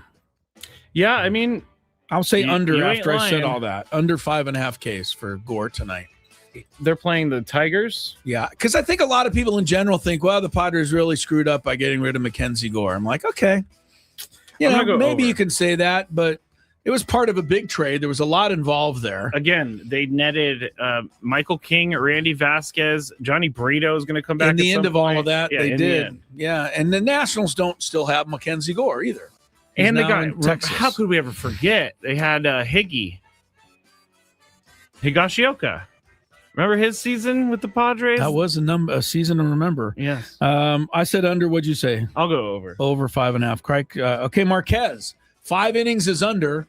5 1/3 is over. Okay. Does he get an out in the 6th inning? Is your question? Marquez tonight. Well, I'm going to follow my pattern, and I'm going to say he gives up 0. I'm going to say over. I'm going to say 5 innings, 3 runs, under. Don't look now, but the A's are in first place in the AL West. Congrats. Mark Kotze, early season frontrunner, MGR of the year. MGR. It's the A's. They have no resources. They have no stadium. He's got them in first place. Don't tell those players that. I agree. They're home to Cleveland tonight, and they're getting a 1.5. I'll take the first place Athletics. Thank you. I will never call them the Athletics because Why? they are the A's to me. Oh. Well, then don't call them the Guardians because they're the Indians to me. Okay. I'm sorry about that. It's fine. I know that's politically incorrect. You know, I'm going to go with the Cleveland baseball team. The CB. I'm going with Cleve. You're going with the CBT, the Cleveland baseball team. Yeah. One hockey game. Did you go Athletics? I went A's, yes. And one hockey one, Vegas. Vegas. They're up 3-2. They're at Utah, -1.5. Golden Knights have won the last 2 games are in this series to take a 3-2 series lead. And They're in Utah tonight, where the homestanding Mammoth will be looking to stay alive. I'm going to go with the Mammoth. Why not? I'm going to go with the Mammoth, too. If you've watched this series, I think they've all been decided by 1 goal. 2 have gone into overtime. So I'm not going to give a goal and a half. I just like the name Mammoth. I would like even to though I don't like. It's their first season in the playoffs, etc. I'd love to see a Utah-Anaheim Western semifinal, which That'd be kinda could crazy. be the case. I mean, it was pretty exciting when the Knights did it a couple years ago, or And more than a couple the years ago at Golden this point. Knights. The Gotta Golden call 'em the Knights. Golden Knights. Sorry. Tonight, Utah will look to stay alive. Enjoy some of the Game 6s again tonight. They're always fun, I think, and we take a quick timeout for our countdown. Not going to tell you what it is yet, but understand you don't want to miss it because Scraby came up with the topic. From the first pitch of the year to the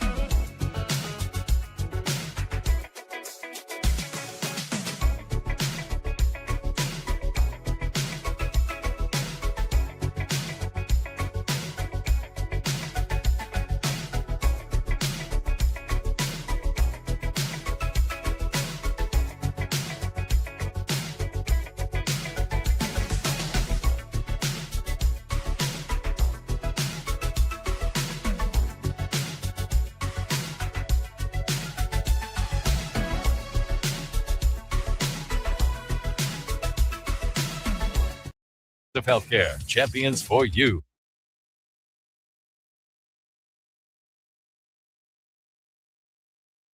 Ty France is our Friar Friday interview today. If you missed it earlier, you're in luck.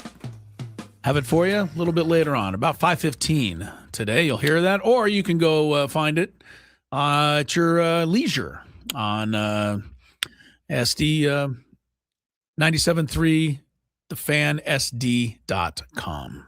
Yes, also YouTube. You can go to 97.3 The Fan on YouTube, and you'll see it there as well. All right. I will say I enjoyed that one, even though he playfully made fun of pitchers. I don't think he playfully did. I think you think he was pretty serious about it? I think he was serious about it.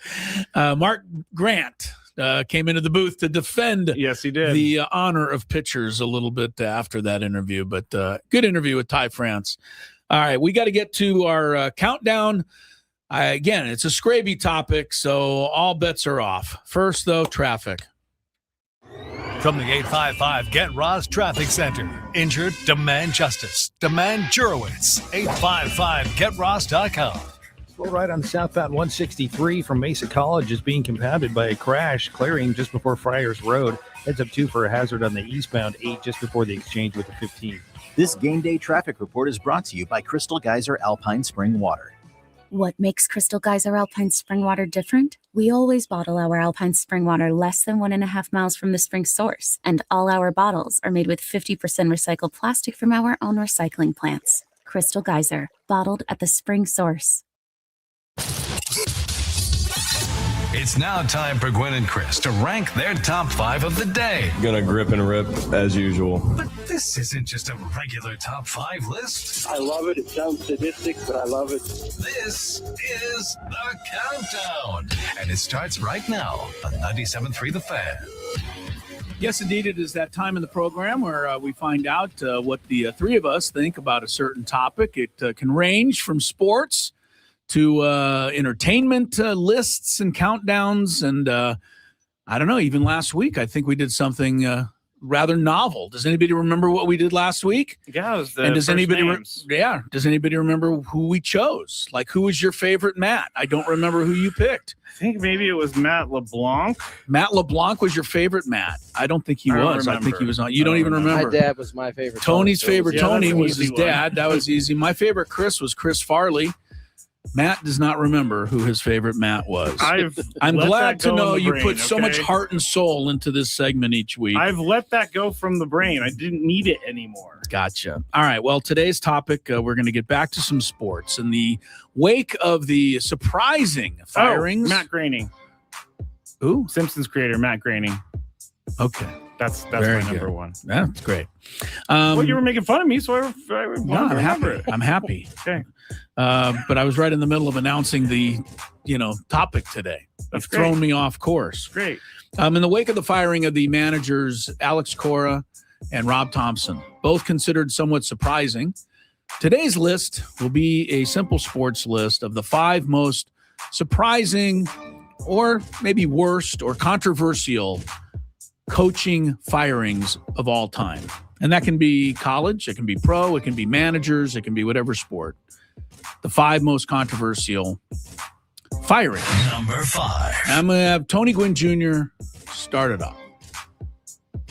Controversial firings. Well, surprising, controversial, or just like bad Alex decisions. Cora was just a surprising. I mean, maybe not that surprising, but that's where we're looking. Yeah. It was Scraby's topic, so if you have an issue, take it up with him, and I will sit back and enjoy that. I didn't see the topic, so this is brand new to me. I didn't see it. I mean, we've been talking about the countdown, and you acted like you knew what the countdown topic was. I didn't, but that's all right. I'm okay. I'm flexible in these situations. You want me to start and give you a moment to think it through? Yeah, you start. Give me a moment. Okay, go ahead. All right, my number 5 most controversial firing. I'm going to go ahead and since the Red Sox were in the picture this week, I'm going to go with a Red Sox firing, and that is Terry Francona from the Red Sox.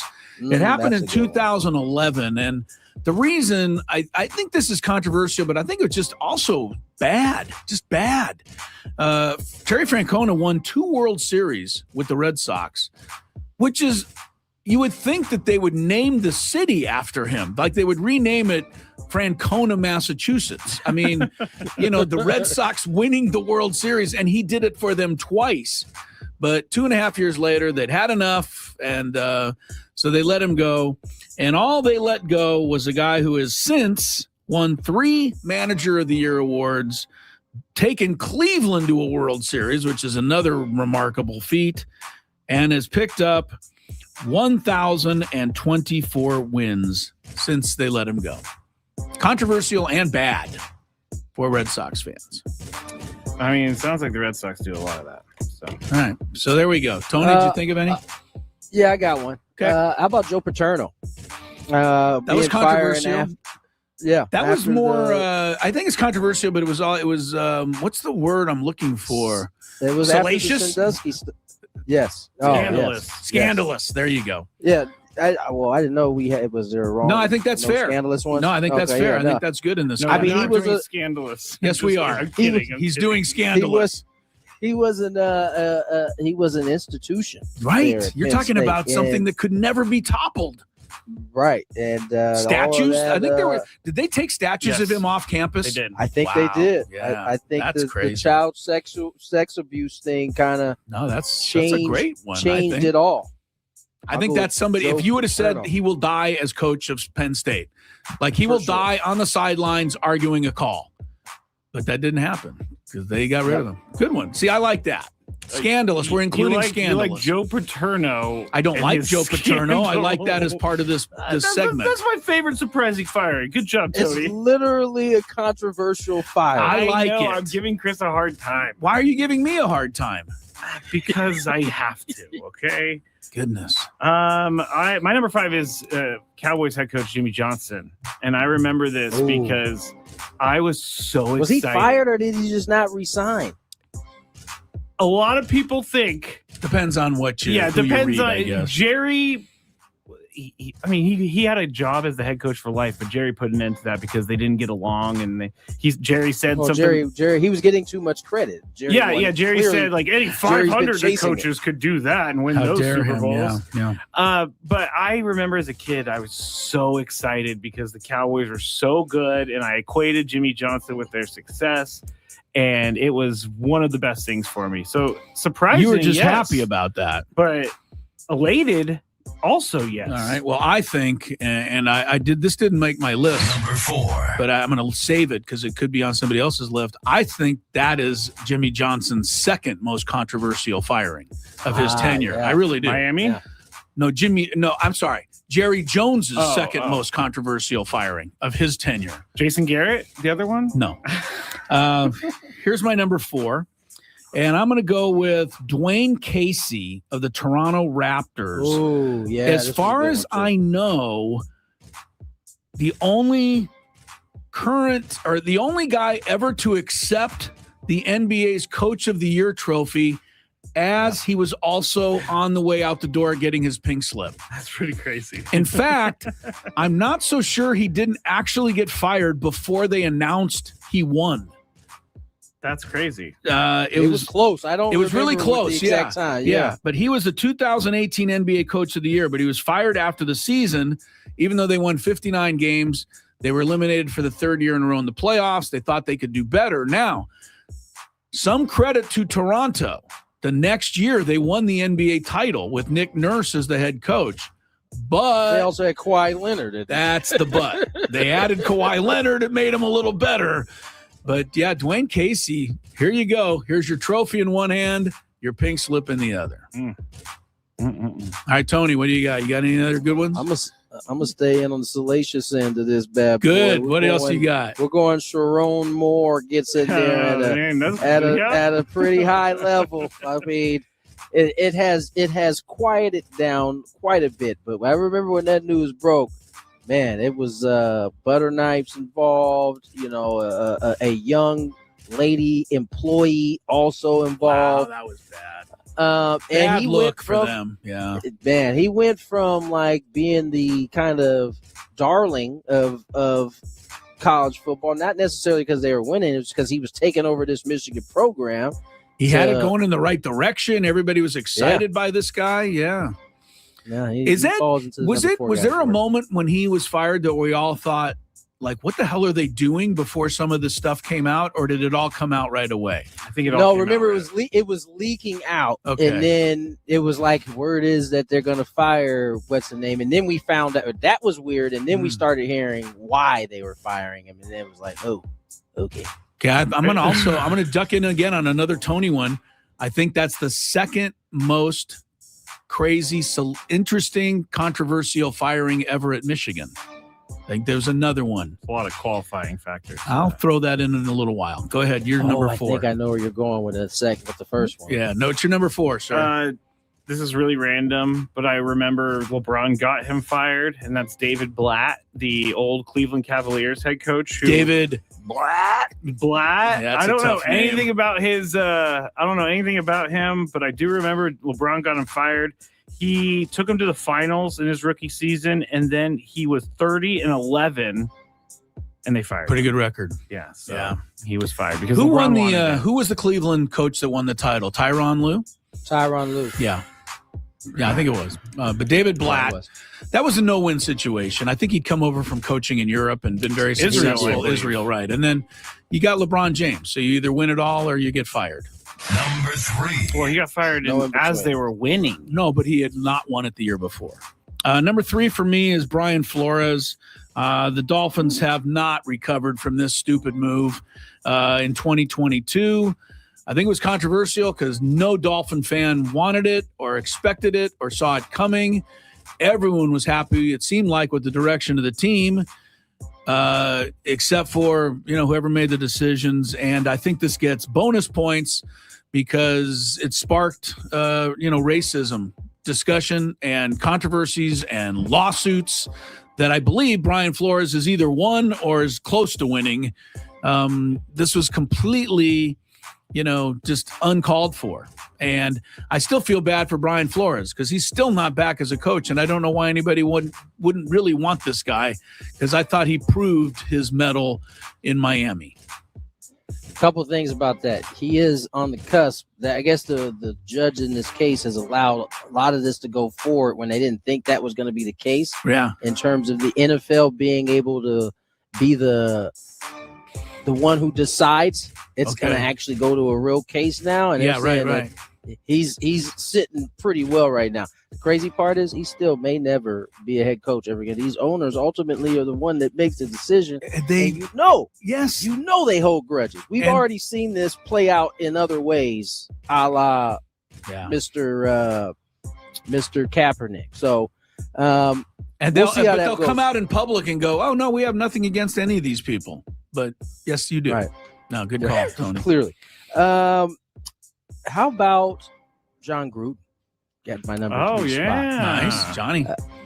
Here's Chucky. another salacious bad boy. John Gruden was actually caught astray on something he had nothing to do with.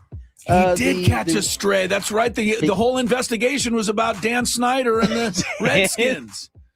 John Gruden was minding his own business. Man, he was just out coaching the Raiders, and one of his emails got caught, and it was all because of Mr. Snyder. And that is why he is not in football right now, not in the NFL right now, is because of some emails. If I remember correctly, Snyder was snitching basically on Gruden and what he said. Snyder was hoping that what he said about Gruden might ease the penalty on himself. Yeah, for sure. Yeah. But that's a good point also of the grudges they hold, because if John Gruden isn't coming back, either is Brian Flores probably. Yeah. John Gruden kind of seems like he has the life right now, though. I really wanted him to coach the Dolphins. I don't care. I think it would have been such an awesome call. I'm not doubting that. Yeah. My number 3 is going to be random. I don't have as good of ones. Never mind. Not yet.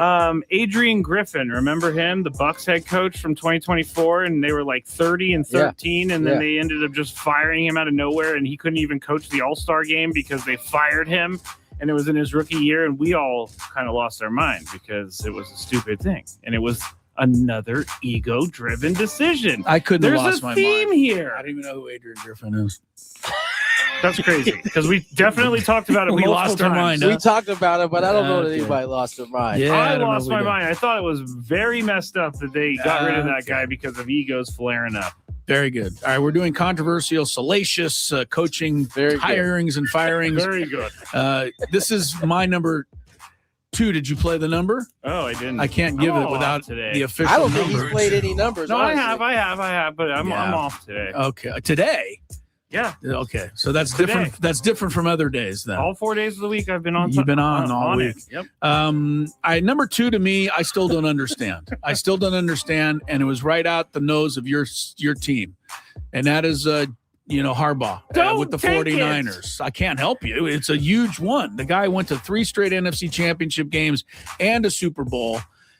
I guess he is that difficult to put up with, and I imagine the Chargers will probably eventually, run their time with him as well. I've heard some pretty difficult stories about Jim Harbaugh, like from what I know. I really believe believe a PR person. Well, I tough. really believe in John Lynch and what he's doing and his vision, and I don't think he would have parted with a really good coach if he didn't think he just had to do it. I don't think John Lynch was there yet. John he Lynch wasn't there yet? Oh, Okay. yeah, I was It about was to like say. Trent Baalke was the guy. Okay, so my timeline's off.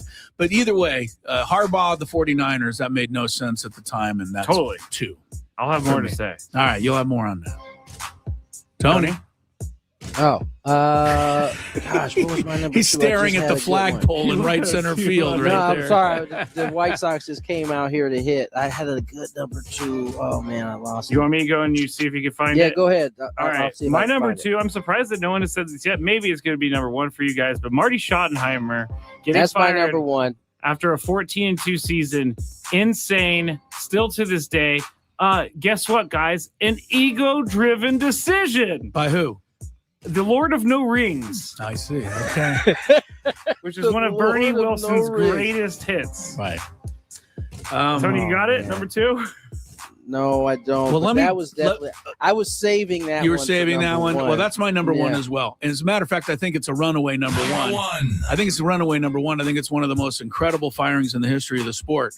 While Tony's trying to think, and if he doesn't, a couple of the best of the rest that I was referring to earlier, Tom Landry being fired by Jerry Jones. You were talking about one of the greatest legends in the history of football, just unceremoniously was fired. And just like, you're out.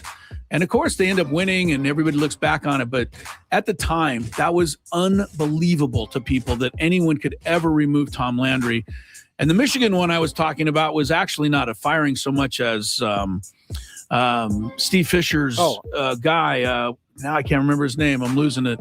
The one he took over for. Yeah, Bobby Fischer? Cremens. No, Fisher took over for No, Bobby Fischer. No, Bobby Fischer was a chess player. Oh my God.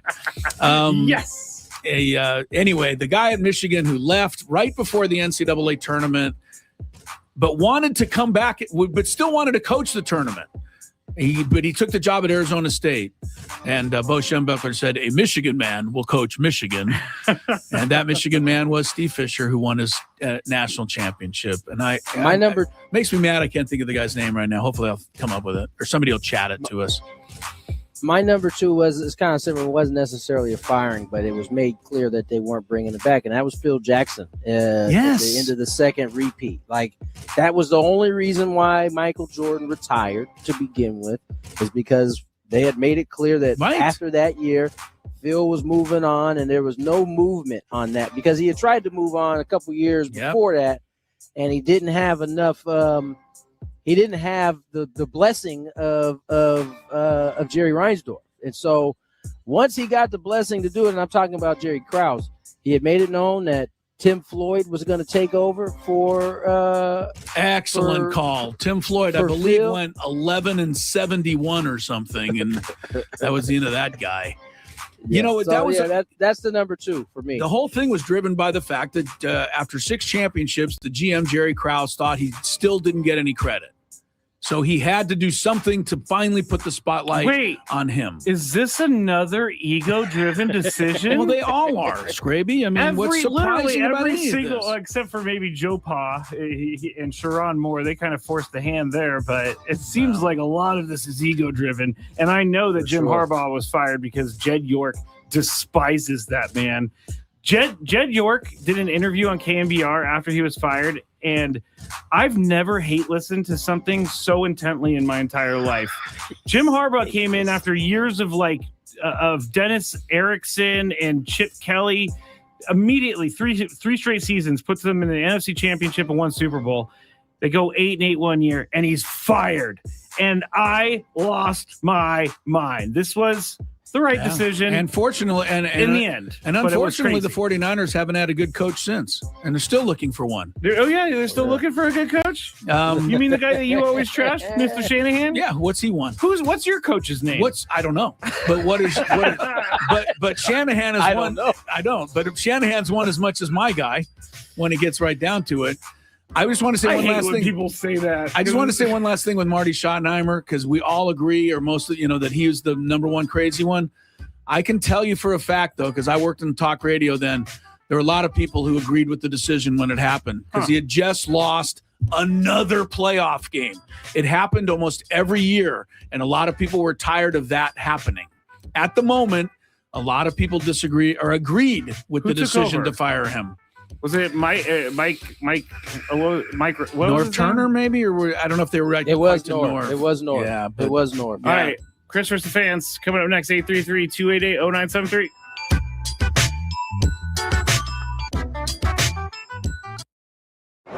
Padres, White Sox today. Fernando's going back. He is at the wall, leaps up, and he made the catch. Pre-game 5:40.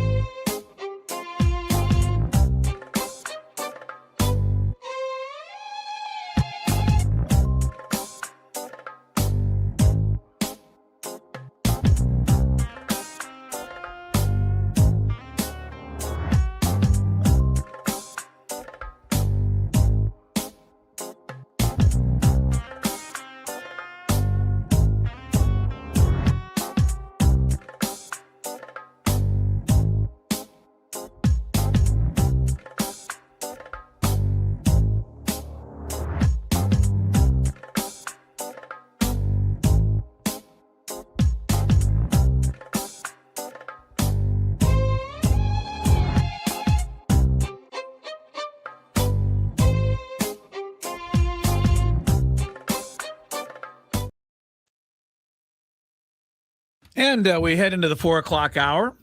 Thank you, Kirk Kenny and others. Bill Frieder was the name of the coach at Michigan that famously stepped down before the NCAA tournament and then was fired because he wanted to stay. Bo Schembechler said, Funny thing is, he said he wanted a Michigan man to coach Michigan. Steve Fisher, not actually from Michigan. Where is he from? I don't know, or but where is he from? No, but the thing, what was it? I looked it up before, and I think Fisher went to look it up. I'm looking. I don't want to guess. See what school Steve Fisher, the coach, went to. It was like Illinois State. Yeah, so he was an Illinois guy. Wait. No, that's right. Illinois State. Oh my gosh, is this is Steve Fisher? Look at this picture. Yes, that is him in 1989. Are you kidding? That's Steve that is Fisher. crazy. Yeah, I don't. you never even, saw I him honestly then, don't even recognize him. That's him in 1989, the year they won it. Yeah. Everybody go to the Steve Fisher Wikipedia and look at these pictures. I do not recognize him. That's the fish. Yeah. He's an Illinois guy. He's not a Michigan man, but yeah, he was born in Heron, Illinois. Right. So anyway, he did take over, and they won the title. All right. Let's see. There was one other thing I wanted to get to, but I wanted to discuss real quick, and then we got Chris versus the fans.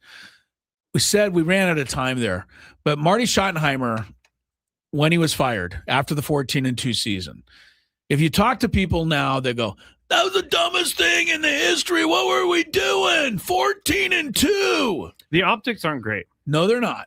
However, Marty Schottenheimer's all-time career record in playoffs as a coach is 5-13. One of the worst winning percentage or losing percentages in the history of the league. And they lost the game to the Patriots in 2006 at home. 2 years prior, they were 12-4. They played a very mediocre Jets team in a wild card game. At home, they lost that one. And if you go back to his career in Kansas City, he lost several games, including in 1995 with a record of 13-3, and then again in 1997 with a record of 13-3.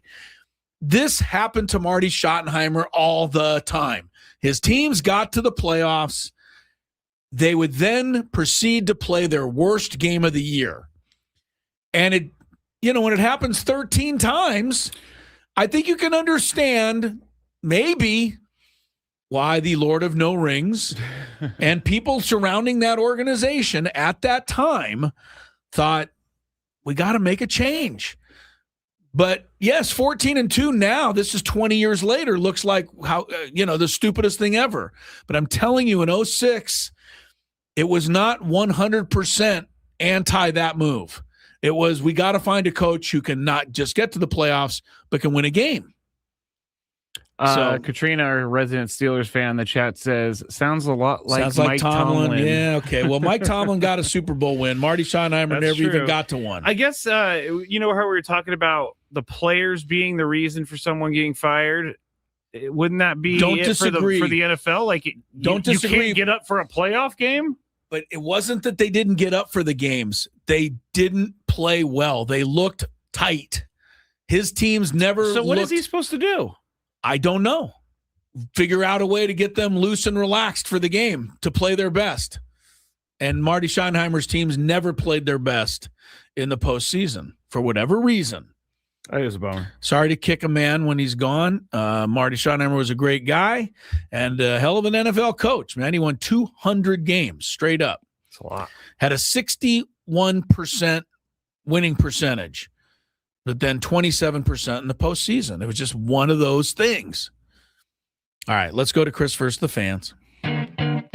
If you had one shot, one opportunity to take down the human almanac himself, howdy do. Now is your time. Listen to me, this guy is dangerous. Now is your opportunity to win a prize. Well, I hope you know what you're in for. Chris versus the fans starts now on 97.3 The Fan. All right, Chris, guess what? We're still playing for the qualification for the Phillies and Padres tickets on Memorial Day. I'm up for that. You're up for that. I am. Haven't too. I won them yet? No. You have to make it through 3 questions. Each question will get more difficult. If you get the question right, you move on. If you get it wrong and Chris gets it right, you're eliminated. But if Chris gets wrong, then you move on to the next question or you win. If you're a first-time player, let us know before you get into it. And you'll get that first question for free. I had a little extra to that one. That was a good one. Yeah. I felt it for you. All right, let's go to Kevin in Oceanside. Hello, Kevin. Gentlemen, it's been a long time. Last time I talked to you was on my birthday when I won for the 2nd year in a row. Your birthday. On your birthday, okay. Kevin is a All right, birthday a veteran. winner. A veteran here. All Nice right, to have Kevin. you with us, Kevin. Good luck Stay today. right there. Here we go. First question. Kevin, what is GIDP in baseball? Game-ending double play. Game-ending double play. I hate to do this. Yeah, well, game-ending, it doesn't even start with an I, so it's grounded into double play. Sorry about that.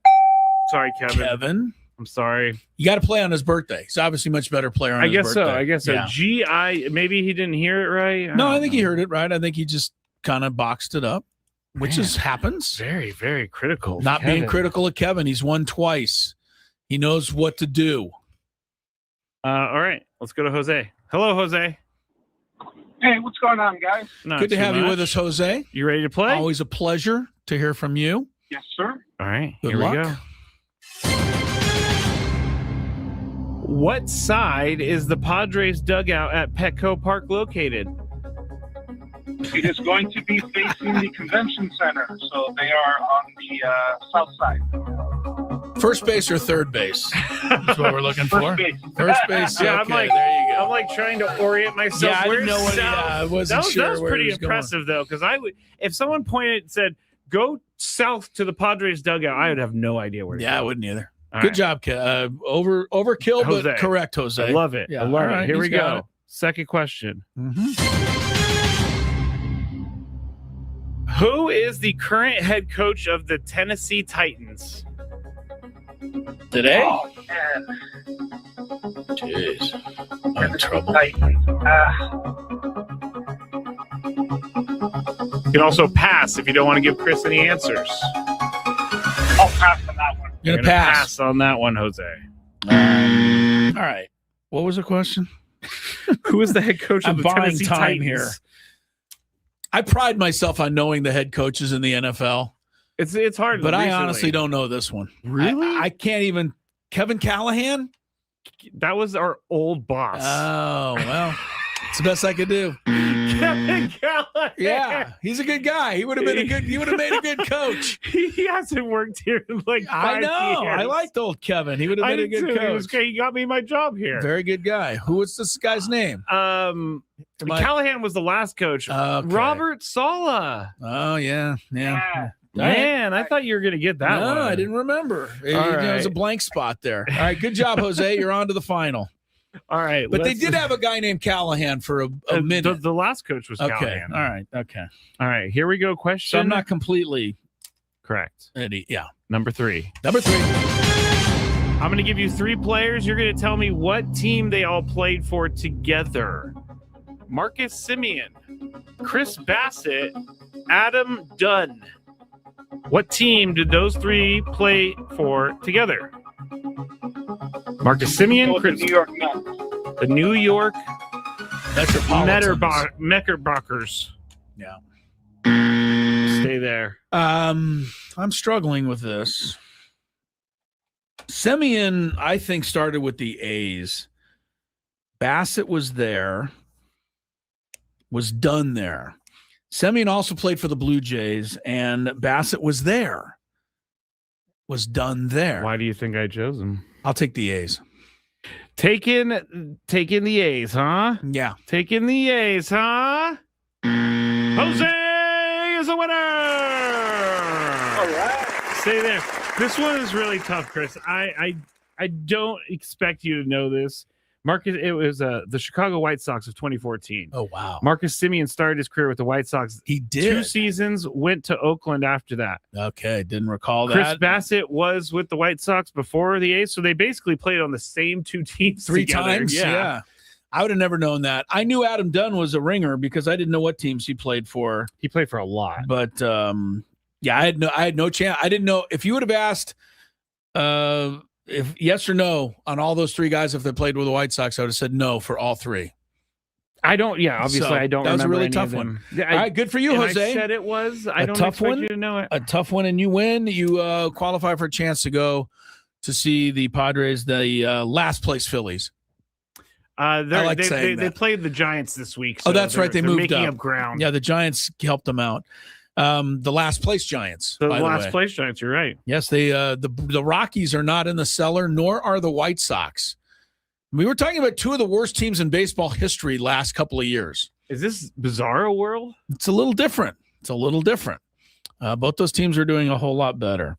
While we were there, I want to talk more about Marty Schottenheimer. I really do. I think he's an interesting character study. And I got a couple of things on him that I want to share for the old Charger fans when Gwynn and Chris continues after traffic. From the 855.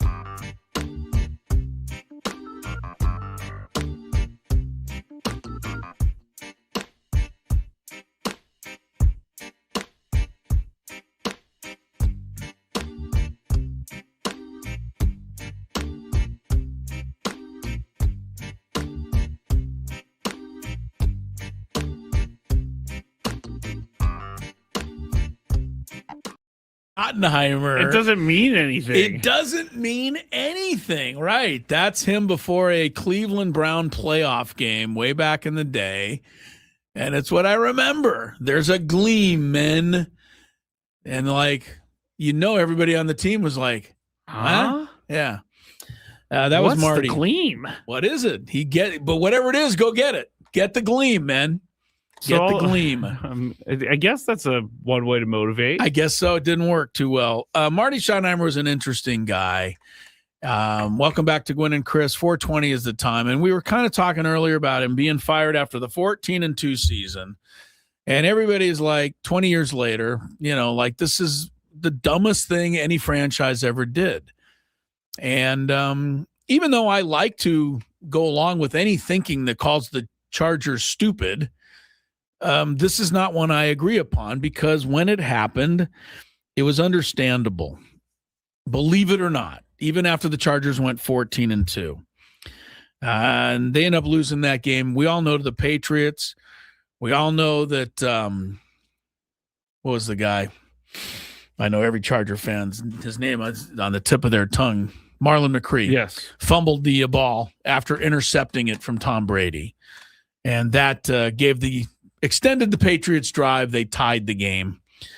They actually needed a 2-point conversion and got it.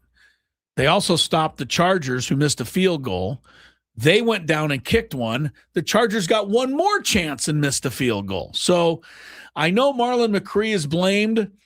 But Nate Kading has got to be in the running as well. He blew 2 field goals in the last half of that game. And, countless others over the years. And countless others, including... Wasn't he the most accurate kicker in NFL history there for a Not little in bit? the playoffs. Yeah, I know. He also missed the one in 2004 when they lost to the Jets. I remember that one. In the first round. Well, here's the thing. All of that was part of the career of Marty Schottenheimer. And when I say that I could at least understand it, and I think many others could understand it, there was something just that didn't click for Marty Schottenheimer when it came to the playoffs. And understand that Marty Schottenheimer's playing career, we've done this before, Scraby, and we had a good laugh. I want you to go and do you have a second to do this, Scraby? Go to Google, and I want you to put a picture of Marty Schottenheimer. It's hard to spell his name, but it'll get close enough. Spell it. Marty Schottenheimer as an NFL player. There's a famous picture of him in a Buffalo Bills jersey with his name on the back, but Schottenheimer doesn't fit. It is from the funniest pictures, right? Are you looking at it? I can't put it up on our stream because I don't have it ready, but yes. It is so funny. Just Google Marty Schottenheimer Buffalo Bills. You'll see it. It is it's the craziest looking. It's like how, okay, so it goes from the sleeve of the left arm all the way across the back to the bottom of the sleeve on the right arm. It's pretty crazy. Can you just hold up your camera to it so people that are on YouTube maybe can see it on your screen? Be able to see it. They won't see it. Okay. No. Well, if you get a chance to call it up later and you want to laugh. Yeah, Marty Schottenheimer, Buffalo Bills, you'll find it. You'll find the picture. All right. But as a coach, and with the Buffalo Bills, I want to say he was part of a championship team there. As a player, he made a Pro Bowl as a linebacker. So, decent little career. Played 6 years in the AFL with Buffalo and then finally Boston. I just tried to move my camera to show people. That didn't work. I broke it. Oh, no. But as a coach, Marty Schottenheimer it didn't work. And I go back to 1986, his first playoff team, the Cleveland Browns. They were number 1 seed that year to go to the Super Bowl. And they got this close. But John Elway beat them with that 98-yard drive and in overtime eliminated the Browns. But that was the first of the miracle drive. The miracle 98-yard drive. That happened against Marty Schottenheimer. That's tough. And put Denver in the Super Bowl. In 1988, they didn't have the number 1 seed. They had the number 2 seed that year, but they went to Denver, or 1987, they went to Denver and lost again, this time when Ernest Biner fumbled the ball at the goal line. Two of the most famous Cleveland losses he presided over. By 1995, he had moved on to Kansas City, And in 95, they had the number 1 seed again, 13-3. And they played a lousy, like barely snuck into the playoffs, Indianapolis Colts team led by, of all people, quarterback Jim Harbaugh. A Jim Harbaugh-led team that had upset the Chargers the previous week, had no business beating Bobby Ross's team, which was coming off a Super Bowl. But Kansas City was going to crush them with the top seed the next week. 10-7 was the final. Out went Marty Schottenheimer for the 3rd time as a number 1 seed. 1997, Denver came, beat him again as the number 1 seed. John Elway would go on to win his first Super Bowl that year. This honestly sounds like a player 4th problem. time as a number 1 seed. Why does it sound like a player problem? Because the if you're players going to win, incredible. If you're going to win so much during the season, I can't say it's lack of preparation. I can't say it's anything other. I think what it is the fact that your coach didn't get you in the right, relaxed ability to go out and perform at your best. That's what I see.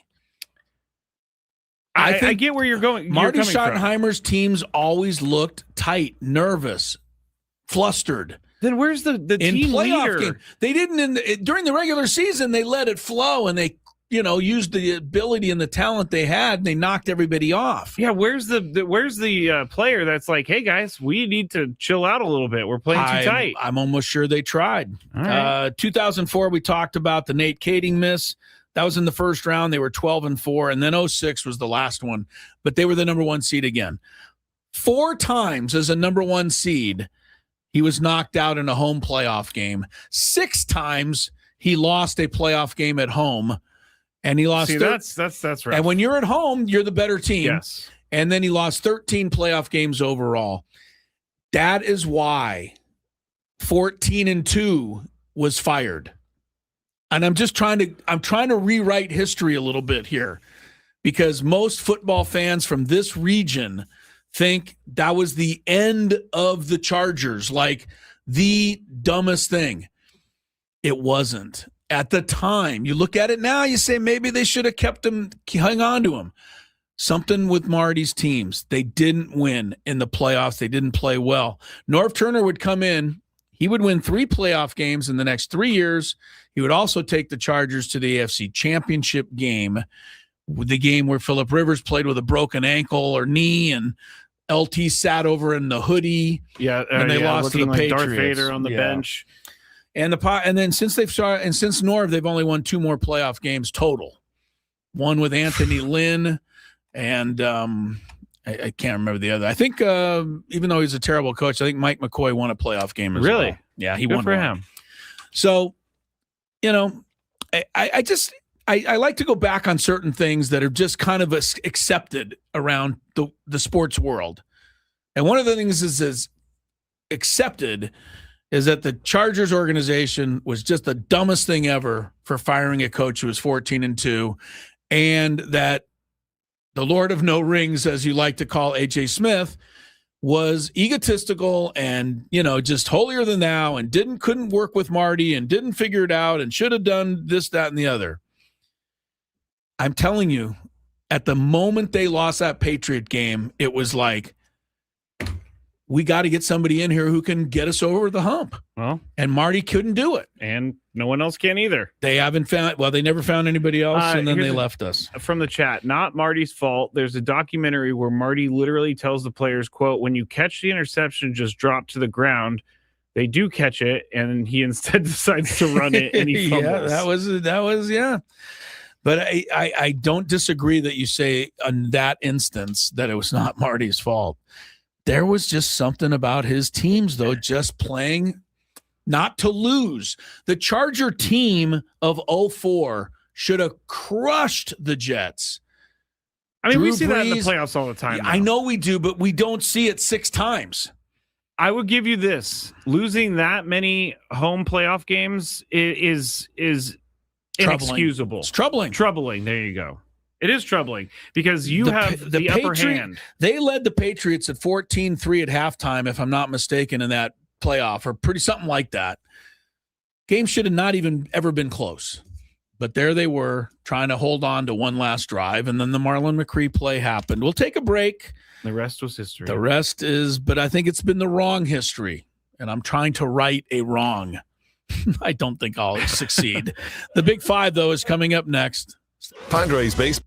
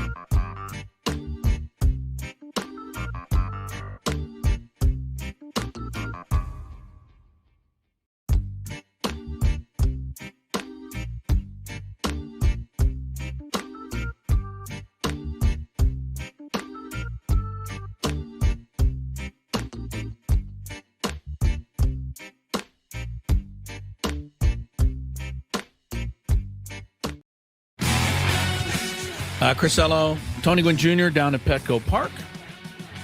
Scraby alongside Bill House Studios, where we know how.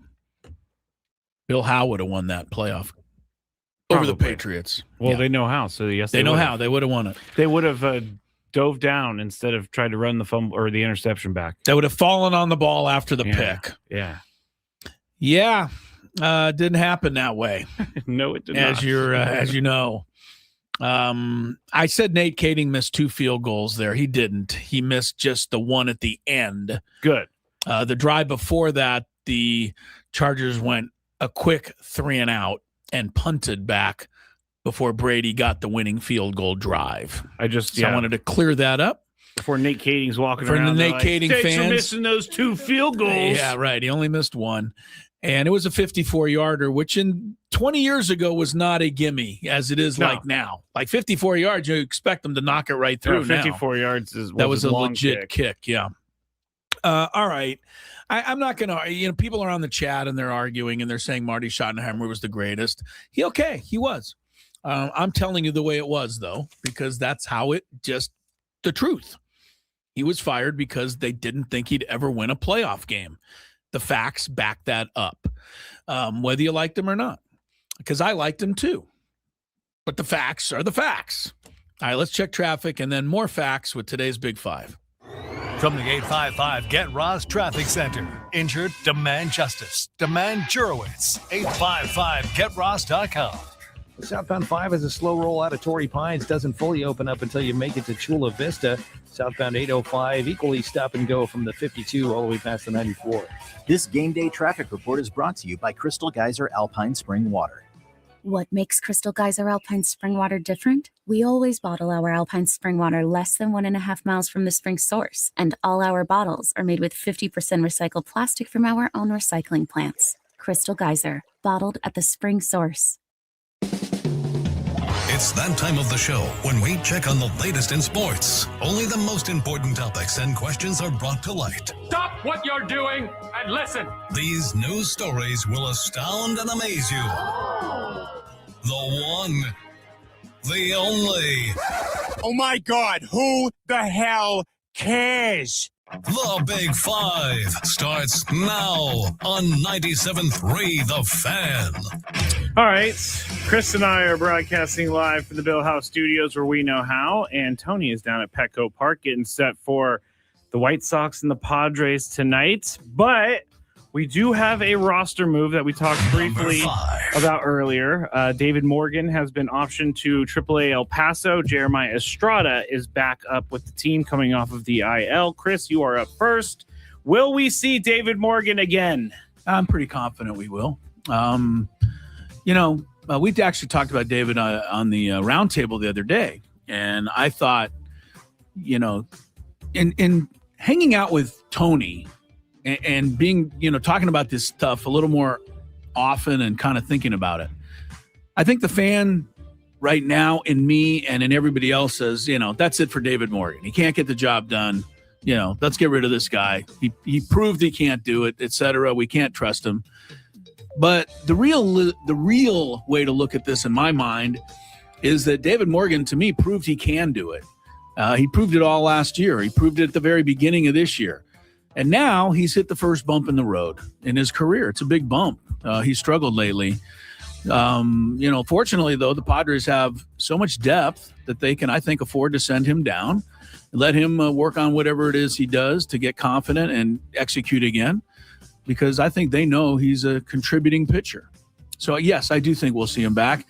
And I'm confident that a guy like David Morgan is going to work hard and do everything he's got to do to get back to the big leagues. Tony, will we see David Morgan again? Yeah, we'll definitely see him again. I think Chris is right. Padres just have enough depth, enough good arms, too, that they don't have to allow a guy to kind of figure it out at this level. I think his is less about him figuring out at this level and more about maybe some mechanical things or some kind of tidying up of where location is on some of this stuff. And I think that's a luxury that the Padres have. Usually an arm like this, you're not sending down unless and you're certainly not replacing him with an arm like Jeremiah Estrada on most cases. Really, so, yeah. And so, I think this is going to be a good thing for David. I know it probably sucks for him right now having to hear that news and go down there and kind of figure it out. But I think he will. We'll definitely see him back. I think it's how he reacts to it too. I mean, this is a test for anybody in any life situation, unless you are, the Michael Jordan type that just say. And even Michael Jordan got cut right from his high school team, right? Yes, still had to actually bounce back and fight his way back onto the roster. Man, so, that guy must feel like a real idiot, huh? They've interviewed him before, and he's a guy that laughs obviously about that. Good. I'm glad that he's like not too serious. But isn't it possible that when Michael Jordan was a sophomore, he wasn't good enough to play with the seniors? Yes, it is possible. I think Michael would. Would probably tell you. Yeah. So, I think everybody some step along the way, gets knocked down. Question is, what do you do? Do you get up or do you stay down? I think David Morgan's the kind of guy that's going to definitely fight back. You just really unlocked something in my brain. Tub thumping. I get knocked down, but I get up again. I'm so glad I unlocked that. Any down. chance I can lock it back up?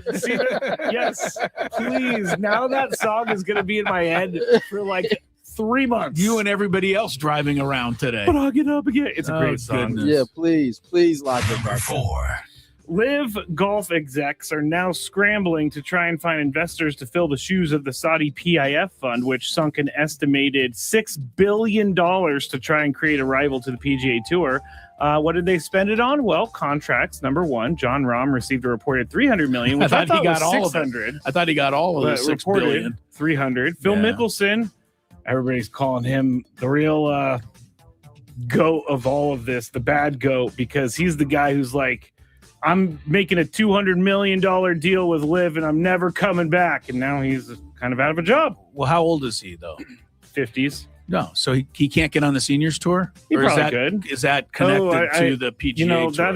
That is way above. That'd be another question, right? Yeah, that's a whole other thing. Look, Phil needed the money, though. Not done yet. So Brooks Koepka, $100 million. Bryson DeChambeau, $100 million.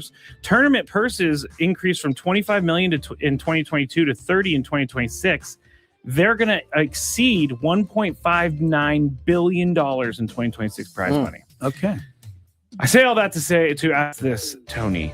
Is anyone interested, you think, in saving Live Golf? Not with deep enough pockets to float it on its own. Not if Saudi Arabia can't do it. That's what I'm saying. They got more money than anybody has. And they are like, I'm tired. Don't want to do this anymore. Not seeing the kind of investment. Not reaping the rewards of an investment that they put in. And so I doubt that unless you're going to get like a group of a huge group together, is going to be able to do it. And quite frankly, what is it about Live that makes somebody want to go out and buy it or support it in that way? It's clearly, it's funny. I guess. I guess so, but I mean, it's odd to me. It's not odd. It's kind of, I guess, how everybody thought it might play out when this all went down. There was a thought there for a second that, oh man, PGA may be in trouble. Yeah, this might be. You're right, Tony. I remember thinking that a little bit because they had so much money invested in it. Exactly. And then I think the thing that I came to was, as long as the Saudi folks who have this money are going to be willing to keep funding it if they're not getting, the other end of it. And they hadn't, and they pulled out. So the answer is I don't think anybody's going to – there might be some people who want to do it, but I don't think anybody's going to be capable of pulling it off.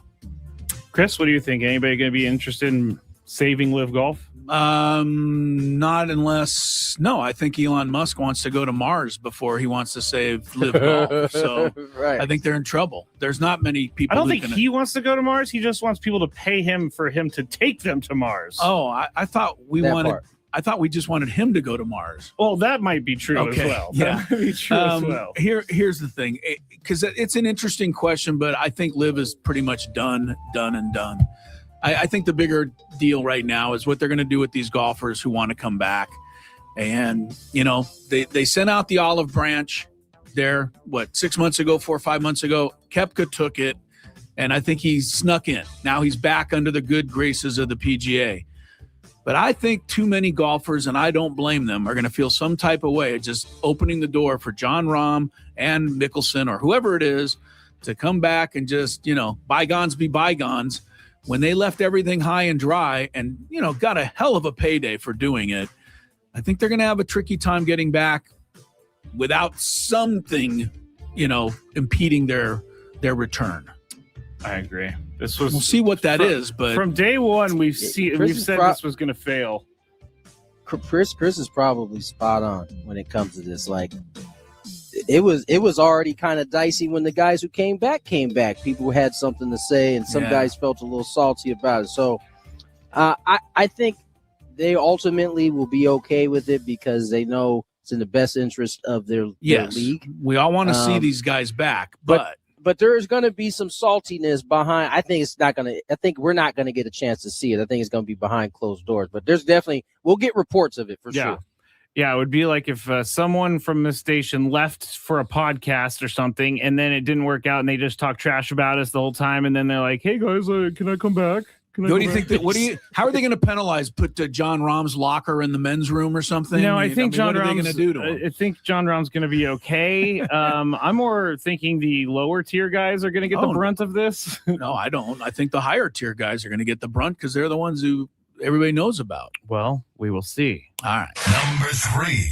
Cleveland.com reporter Mary Kay Cabot reported this week Deshaun Watson has most likely emerged as QB1 over Shedeur Sanders. Head coach Todd Monken hasn't made that official or anything, but she reports he is in the lead despite Shedeur having a Pro Bowl season last year.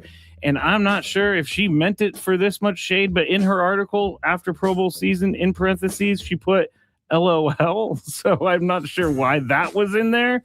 But anyway, Chris. That was a shot at Shiloh, probably. And the whole thing. I'm not even asking. I'm not even bringing that up. Who should be the Cleveland starter?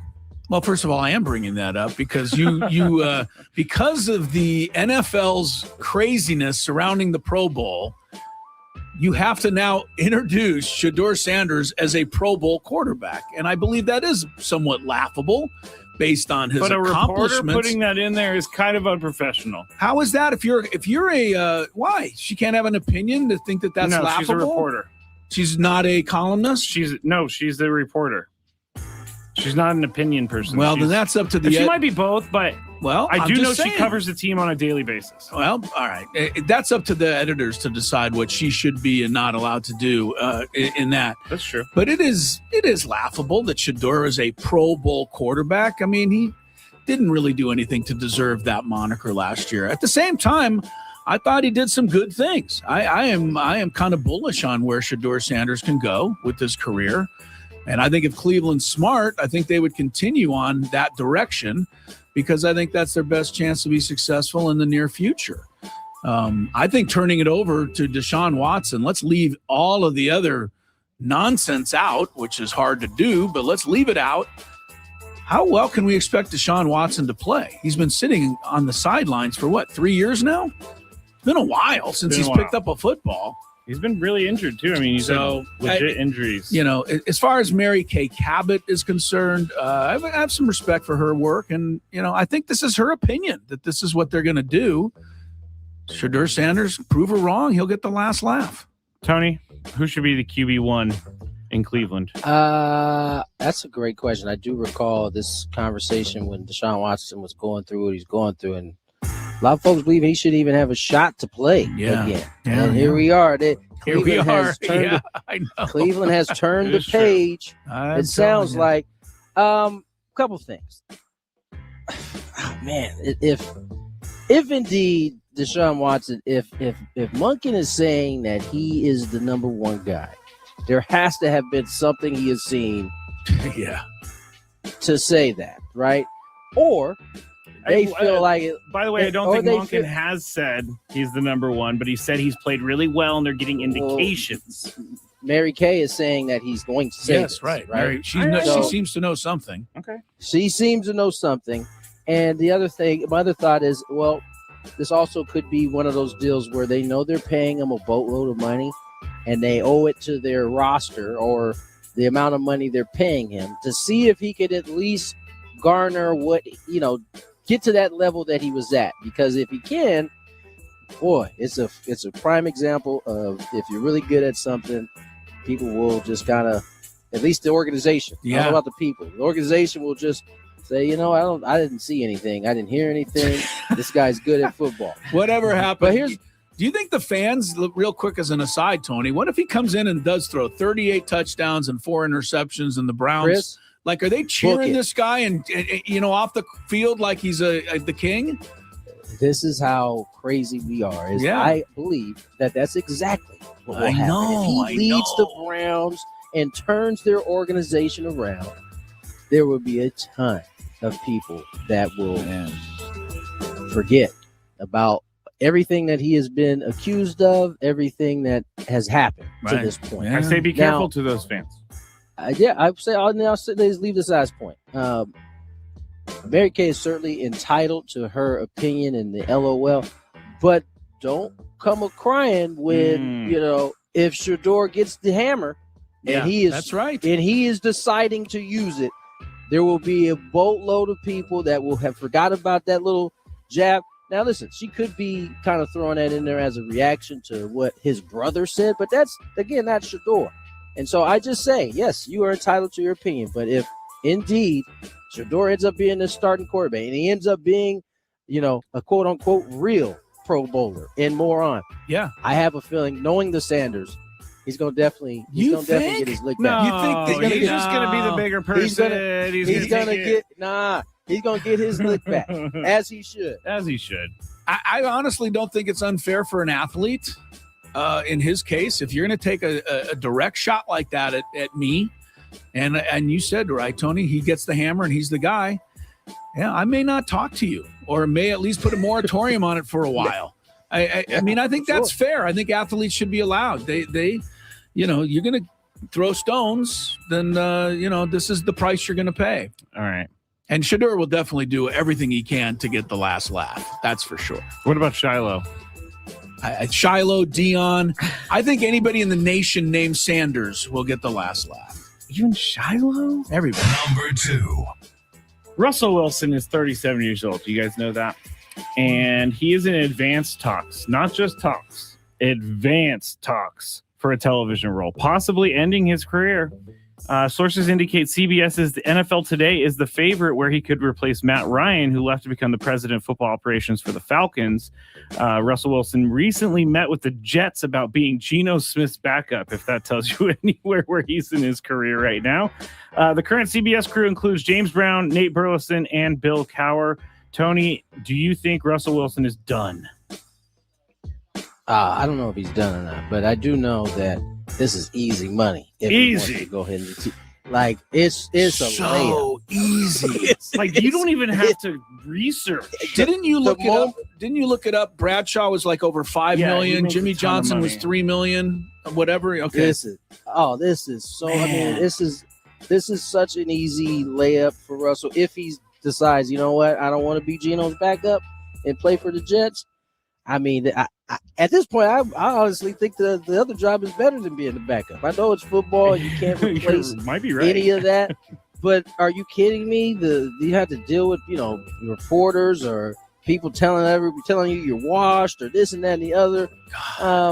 Yeah, man, I think this is. I don't know if he's done, but if he is, this is easy. I just want to go on record right now. It's great. You can mark this on the tape. Marked. I love you guys. I would do anything to keep this show going, and I love where we've been and where we're going. If I get a job on NFL Today on CBS, I'm out. Because that's the easiest money in all of the world. I'd have to leave and take that. You can't. Russell Wilson knows so much about football. Like you just said, Scrape, he wouldn't even have to do any research. And he's just out of the league. All he would have to do is just wait for James Brown to throw him a softball 4 or 5 times a day. Yeah, 4 or 5 times a day, and have one opinion. They don't even have discussions on that show. You just get one opinion, and they go to the next guy. And then Russell Wilson probably go take a nap for 2 hours until halftime and come back. That sounds kind of good, actually. That's why I just said I would take it. You know what the other thing is about a guy like Russell? As a player, especially as you get towards the end, you're already kind of thinking like how you would do things differently if you got a chance to be in one of those chairs. Like you hear some of the things of former players saying, you're like, I don't know about that. I would say it this way. And so I'm sure that's why this all kind of just seems like so kind easy of a for him. perfect fit. And I think it's a good stepping stone. Look, Nate Burleson is now on sure. CBS This Morning Show, right? Yeah. Michael Strahan was on ABC Good Morning America. That's where these guys all started, was on this kind of stuff. I think Russell Wilson would be, just good all the way around for him. All right. Number 1. This came in last week, and we haven't been able to do a sports court. So I told Wubby is what they want to be called, that I would ask you guys. So they went to a wedding with their wife. It was their wife's friend. So she wasn't in the wedding or anything, but they were having fun. It was time for dinner.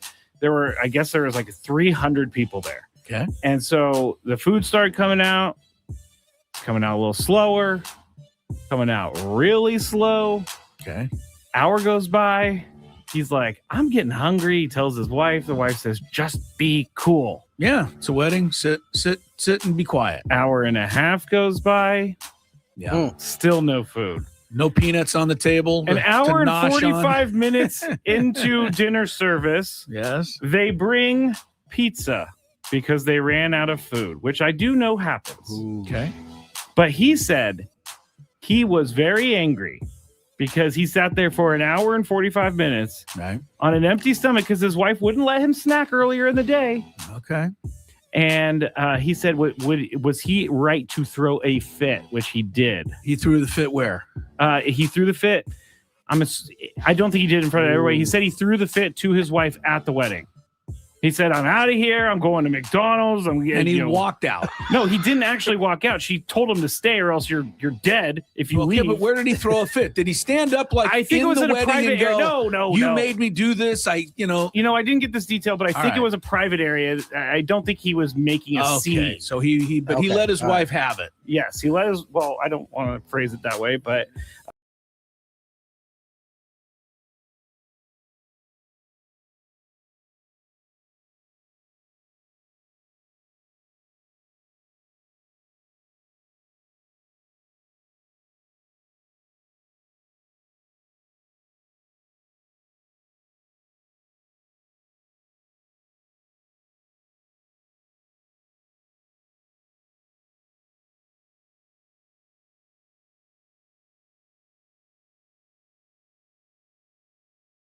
Absolutely, he wouldn't let her. Absolutely, he wouldn't let her go to McDonald's during the wedding. That is, it's insane. in the dinner ceremony part of the ceremony. It's insane. You're a guest at the wedding. The service sucked.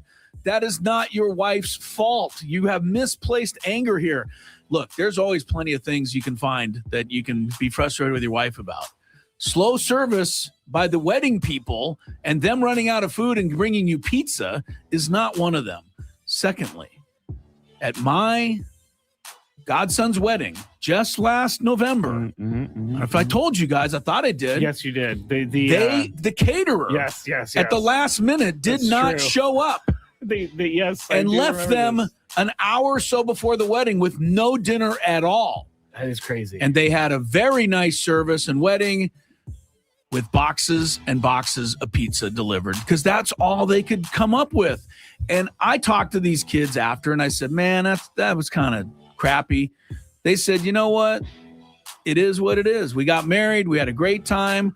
And the people will forever kind of poke fun at us because we had pizza. That's great. But 300 other people ate and I didn't, Chris. I'm sorry. It's not your wife's fault. I'm sorry. We got to move on. We got to go to Tony. We're running out of time. We're running out of time. Tony, is it okay? I don't even know what I asked anymore. What is your thought on the situation? No, you can't leave in the middle of the wedding. Like you can pitch the your dinner fit ceremony. At your wife. You can't get up and leave while everybody. Does anybody understand why Scraby's never going to be married? Do we ever? Do you wonder why this is? Listen, you gotta get moving. You can't get up and leave in the middle of the wedding. I thoroughly think he was within his right to be irritated with his wife. Of course, didn't he let was him a little snack, irritated. and he can give her the business on that. Don't make a scene, but you can certainly make it be known in your own marital way that you are not happy with the other one. And then once you get into the car, you can really, kind of express your feelings at that point. But Yeah, by no means can you get up and just walk away and not, By the way, actually, to any wife out there who's trying to not let me eat because I'm going to spoil my dinner. What are you talking about? I can eat more than any person on earth. I can, you know what I mean? I've never spoiled my dinner once. Sounds like this wife is in a history bit controlling. Well, then that's his situation. He married her. You can't eat because you're going to spoil your dinner. That's just silly. Don't do it. Silly. Next time, Wubby, walk right out that door, hit up Mickey D's, come back with an Arch Deluxe or whatever they have these days. Do whatever you do, and then after the wedding, get in a car, drive right to the couch where Scraby lives, and plant yourself for the next 6 months. You got it, Wubby. All right, that's it for the Big Five. When we get back, we still have Ty France. He joined us earlier in the show, and we'll get you set for White Sox and Padres here on 97.3 The Fan.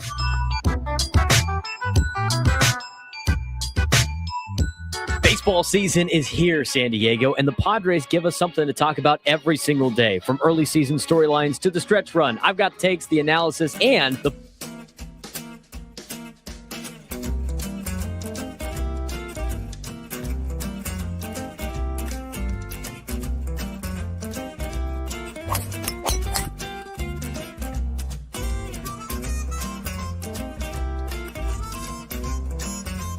You have these things.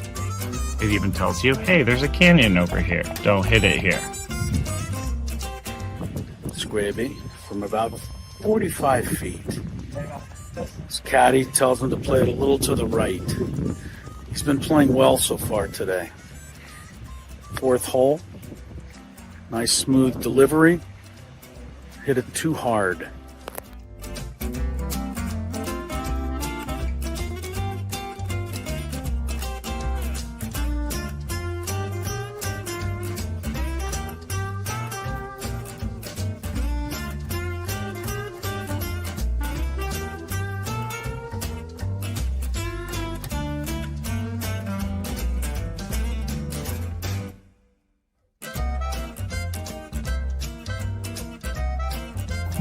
Sasquatch.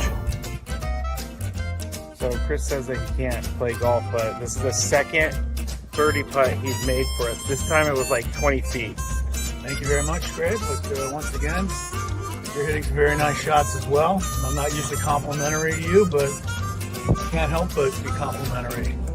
Your shot making. With my what? Your shot making. You hit some.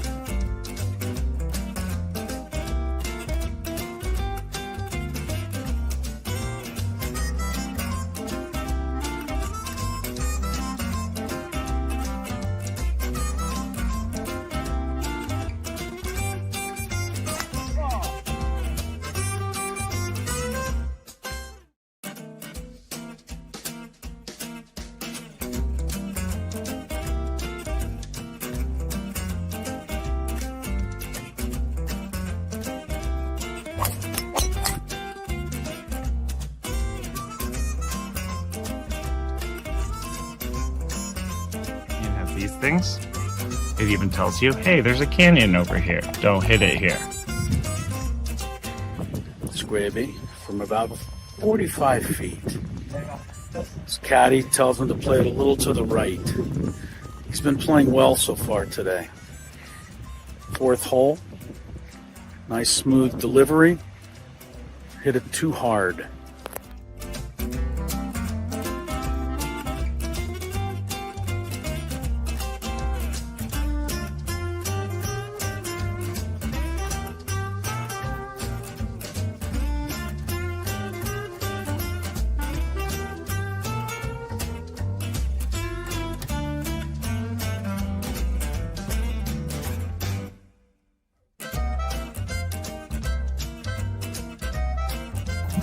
Sasquatch. So Chris says that he can't play golf, but this is the second birdie putt he's made for us. This time it was like 20 feet. Thank you very much, Greg. But once again, you're hitting some very nice shots as well. I'm not usually complimentary to you, but can't help but be complimentary. Your shot making. With my what? Your shot making. You hit some.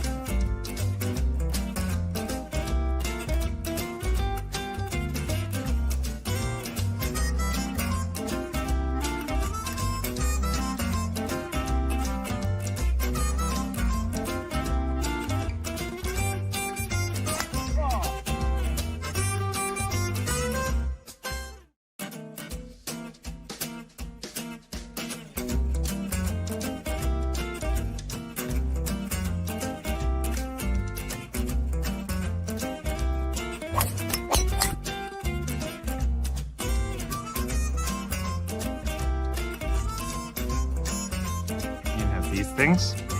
It even tells you, hey, there's a canyon over here. Don't hit it here. It's Gravy from about 45 feet. His caddy tells him to play it a little to the right. He's been playing well so far today. Fourth hole.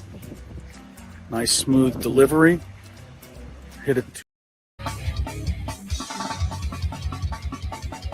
Welcome back to Gwynn and Chris. Chrisello. Tony Gwynn Jr., obviously, down there at Petco Park. Coming up in our final couple of segments here before we send it back to Petco for Sam Levitt's pregame show.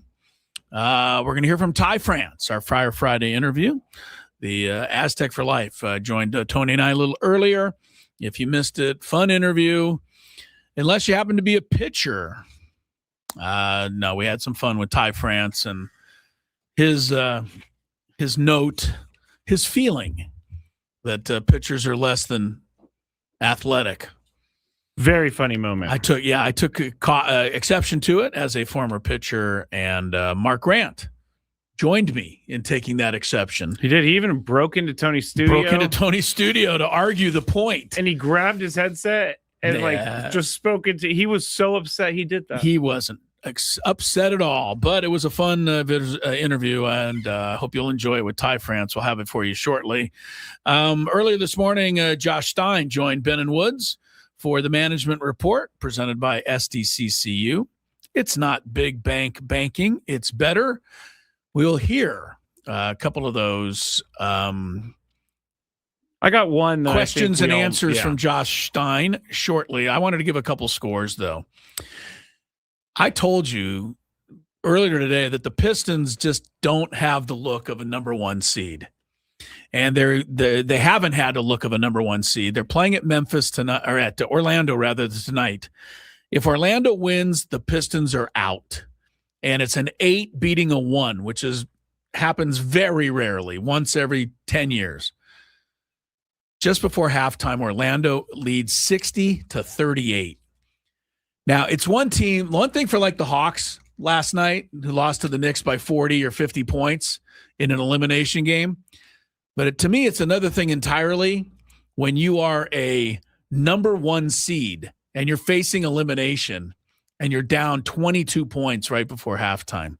We'll see if Detroit can come back in the second half. Otherwise, their season is over. The other NBA game right now, first quarter, Cleveland 31, Toronto 28. Cavs are going for the clincher.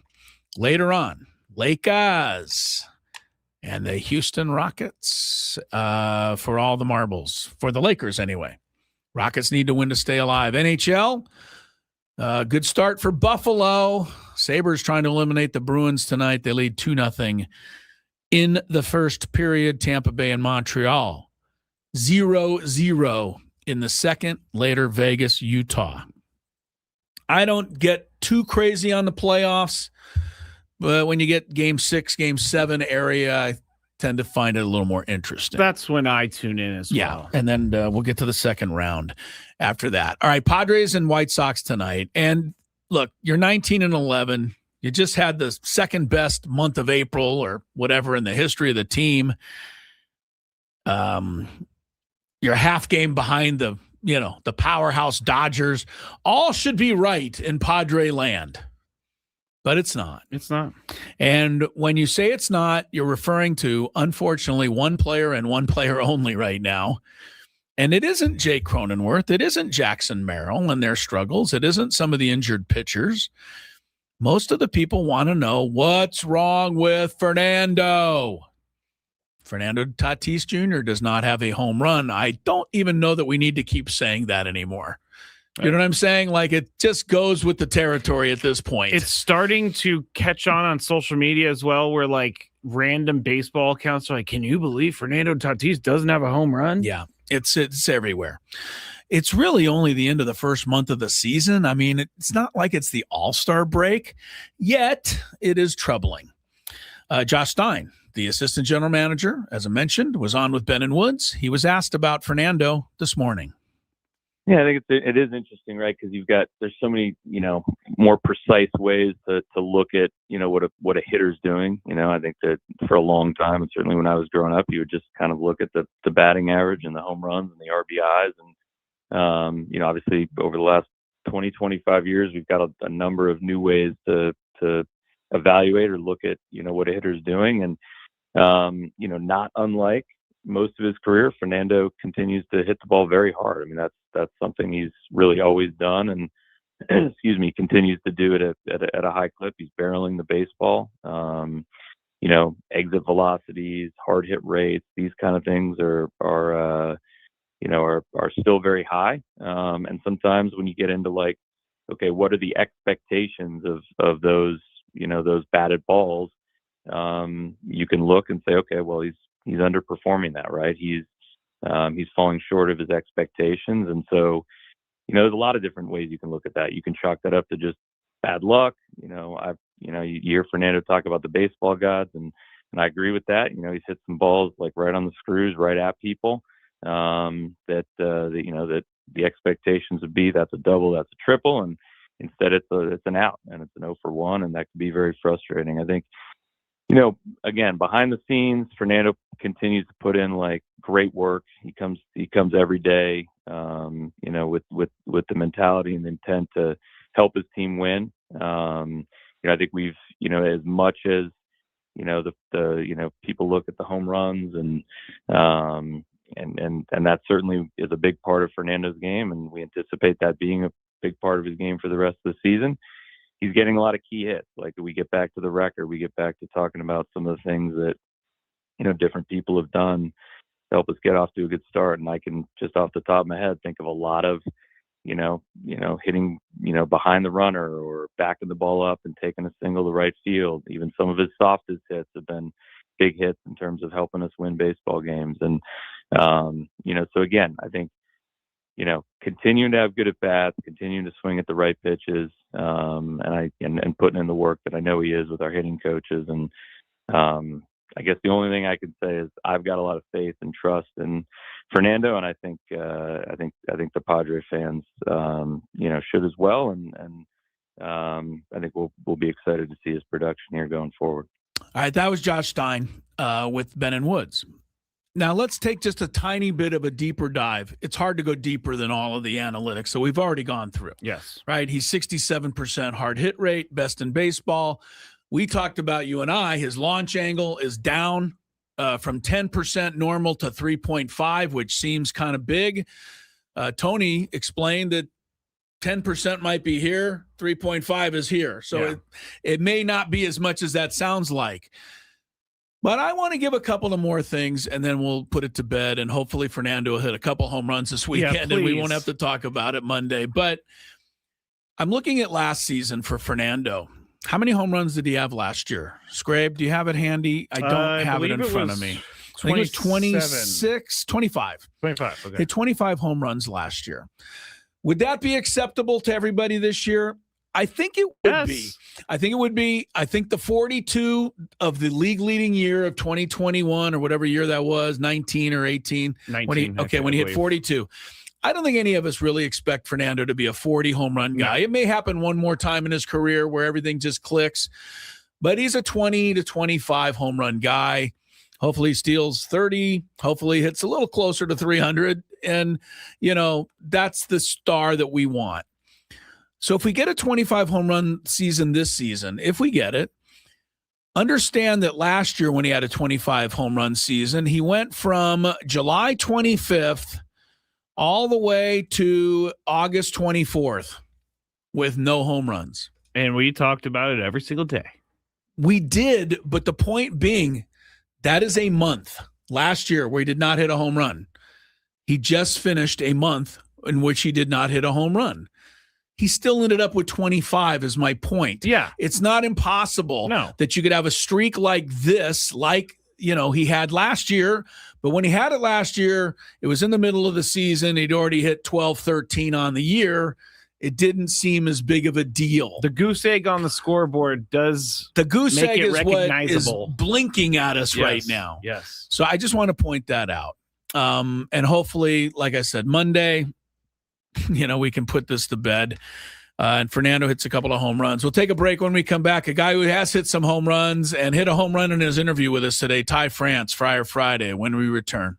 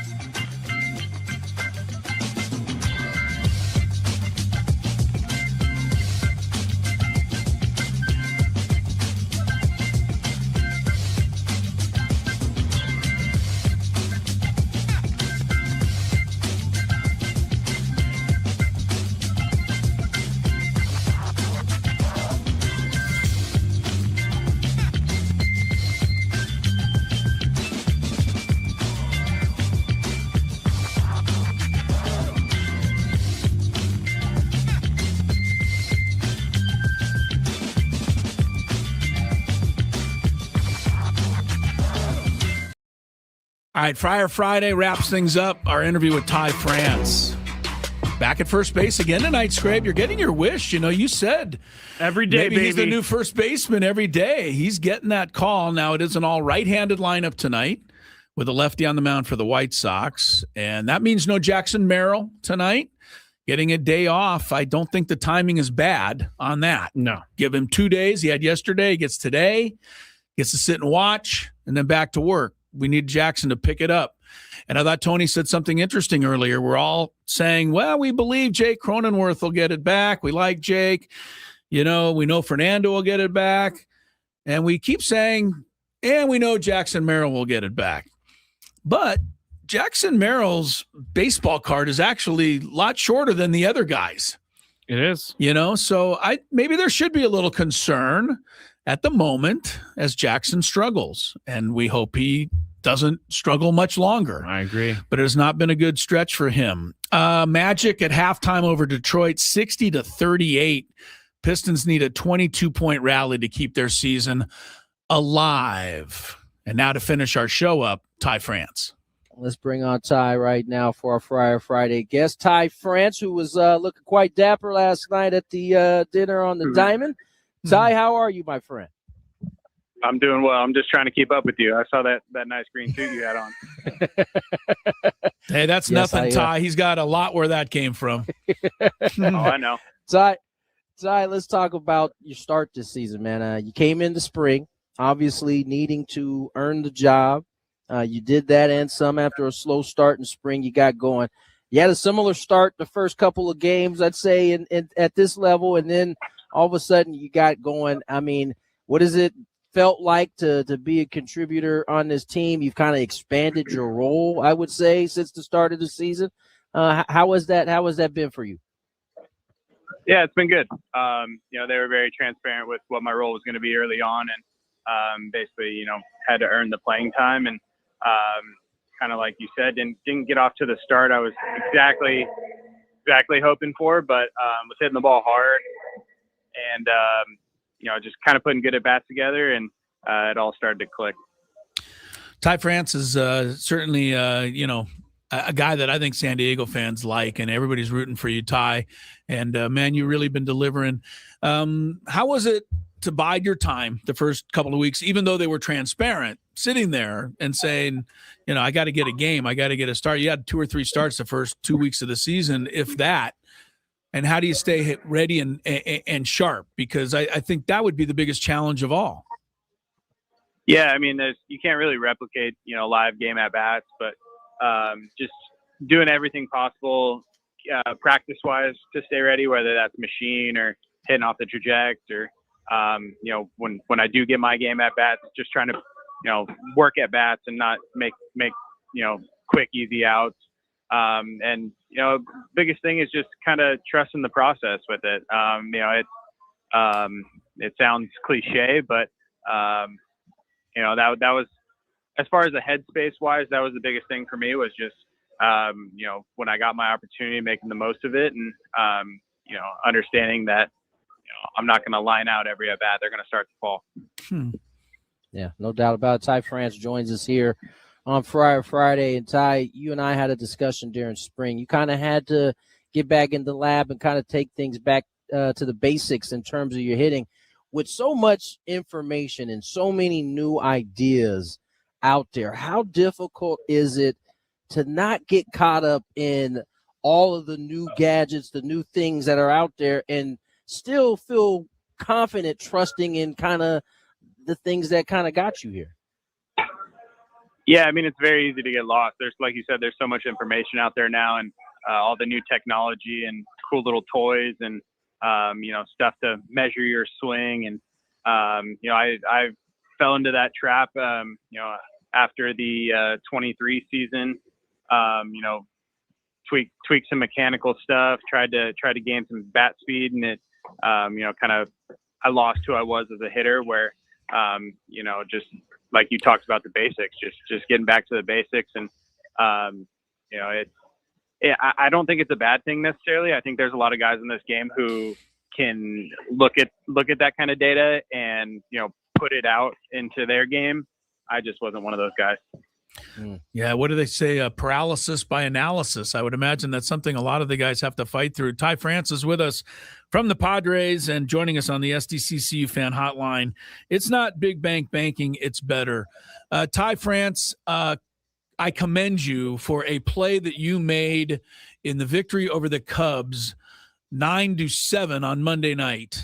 And I don't know if you know the play I'm going to refer to, but you went from first base over to third when Manny tweaked a little something. I don't think you'd been standing at third base for more than 5-10 minutes, and they hit a sharp ground ball into the hole with the tying run on third and 2 outs. That's a play that's got to be made to save the lead. You do a spinorama, you find first base, you make that play. I'm sure you expected to do it. I'm impressed because how much time had you really gotten at third base before that play?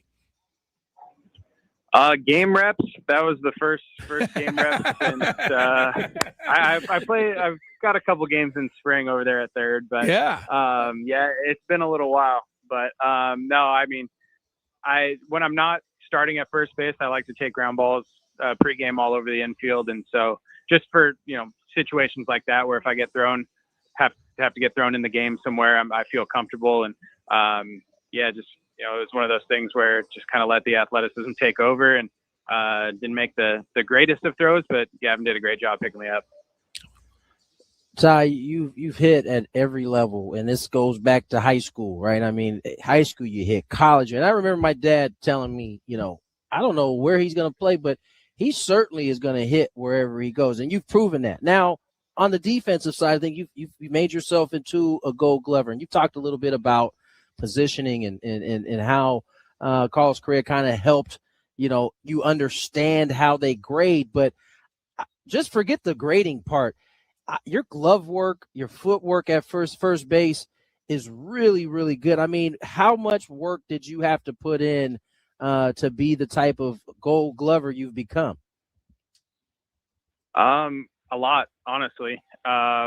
This goes back to 2021, coming up, third base was my natural position, and Evan White got hurt, and they asked me if I could fill in for him at first till he got back, and I'd never really played much. I played a little bit, but not enough to feel comfortable at the position. And then it's been a 6-year process now of trying to just be the best first baseman I could be out there, and understanding, there's the footwork you talked about, but for me personally, it's taking care of my infielders. When they throw the ball, they need to know that wherever it's thrown, it's going to be caught, and have that confidence in me to do that. So it took a lot of pride over the years and trying to be the best. And, last year, fortunately, paid off.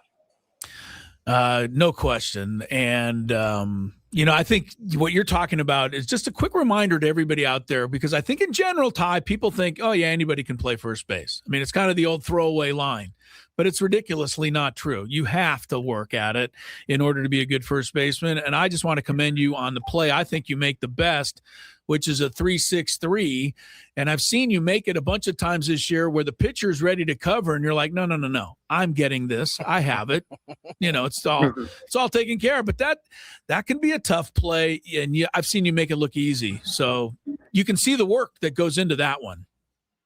Yeah, thank you. No, I feel like I'm just a tad more athletic than the pitchers, so I feel like I should be responsible. I told you, Chris. Okay, that gets me to follow up then. Can I follow up, Tony, with him? Please, go for it. All right, I want to ask you about the pop-up in the sun the other day, and this is not about you not seeing the ball. This is all about my world, which says, why can't the pitcher catch a pop-up in the infield? And so I'm curious from an infielder's perspective how that is, why we don't just let the pitcher get that ball, because it really would have been a lot easier. It was a lot closer to him anyway than it was to either you or Jake. So what's your perspective on that play? I'm all for getting the pitchers out of there. If it doesn't go in the sun, I catch that no problem. And, yes, you do. Same with you. So, I've also if it's hit right on the mound and they feel like they've got it, they're more than welcome to say something. good chance we call them off, but they don't have to be mutes on the mound. If they feel like they can do it, we'll give them an opportunity to voice their opinion, and we'll probably call them off. But have you ever made one, like, just curious, have you ever made one from third base though, where you run almost across the mound yourself and have to make like a lunging play? I mean, it's really can be a tough catch. Yeah, I mean, I'm not disagreeing with you, but I think it goes back to the athleticism aspect. Oh man, yes. I told you. These guys are all celebrating because I did a little pitching in the back in the day. Most unathletic guy in the room. Last one, Ty. Foul ball the other day. You kind of let this bad boy roll. As you picked it up with your thumb and your index finger, kind of like, all right, there it is. Boom. And he's got his nose on it, and he goes fair ball. It looked like all you could muster up was no, that's not right. What was your take from your end on that? That was more or less. I was just extremely caught off guard that he would called it fair. Yeah. From my vantage point, and I wasn't going to pick the ball up until it was foul, and I felt like there was a space there, and so that's when I made the move. But it's a tricky call, and there's two of them there, and I feel like one of them could have worked a better angle to see that because it's a non-reviewable play, but it is what it is. Unfortunately, it didn't go our way. Can you just tell us anything about the discussion that Craig had? I mean, it had to be an incredulous discussion because the look on your face told the story that we knew it was foul, but you can't convince somebody who's standing right there, right? Yeah, I'm going to be honest. I didn't hear any of Craig's conversation because when they showed it on the Jumbotron, the fans kind of chimed in. Oh, okay, yeah. And, they said their 2 cents, so they kind of overpowered Craig's conversation. But, it was unfortunate, especially, having Mason on the mound with his streak. Would it have changed the game? Who knows? But, would have definitely turned a single to a 2-2 count. For sure. Ty, appreciate your time, man. Enjoy your day. Enjoy your Friar Friday, and go out and get us a win here today. Yes, sir. Thank you, guys. That was Ty France joining Tony and Chris earlier for Friar Friday. If you missed it or if you want to hear it again, you can go find it on YouTube. Just search 97.3 The Fan, or you can go to 97.3thefansd.com, and you can also get it there. But that is it for us. We are going to hand you off now to Sam Levitt. He is going to be doing your pregame show tonight ahead of Padres and White Sox. We'll be back with you Monday. Hope everybody has a great weekend. Be safe. Enjoy the weather. Looks good right now. Should have checked the weather before I said enjoy the weather. We'll talk to you on Monday. Have a great weekend, everybody.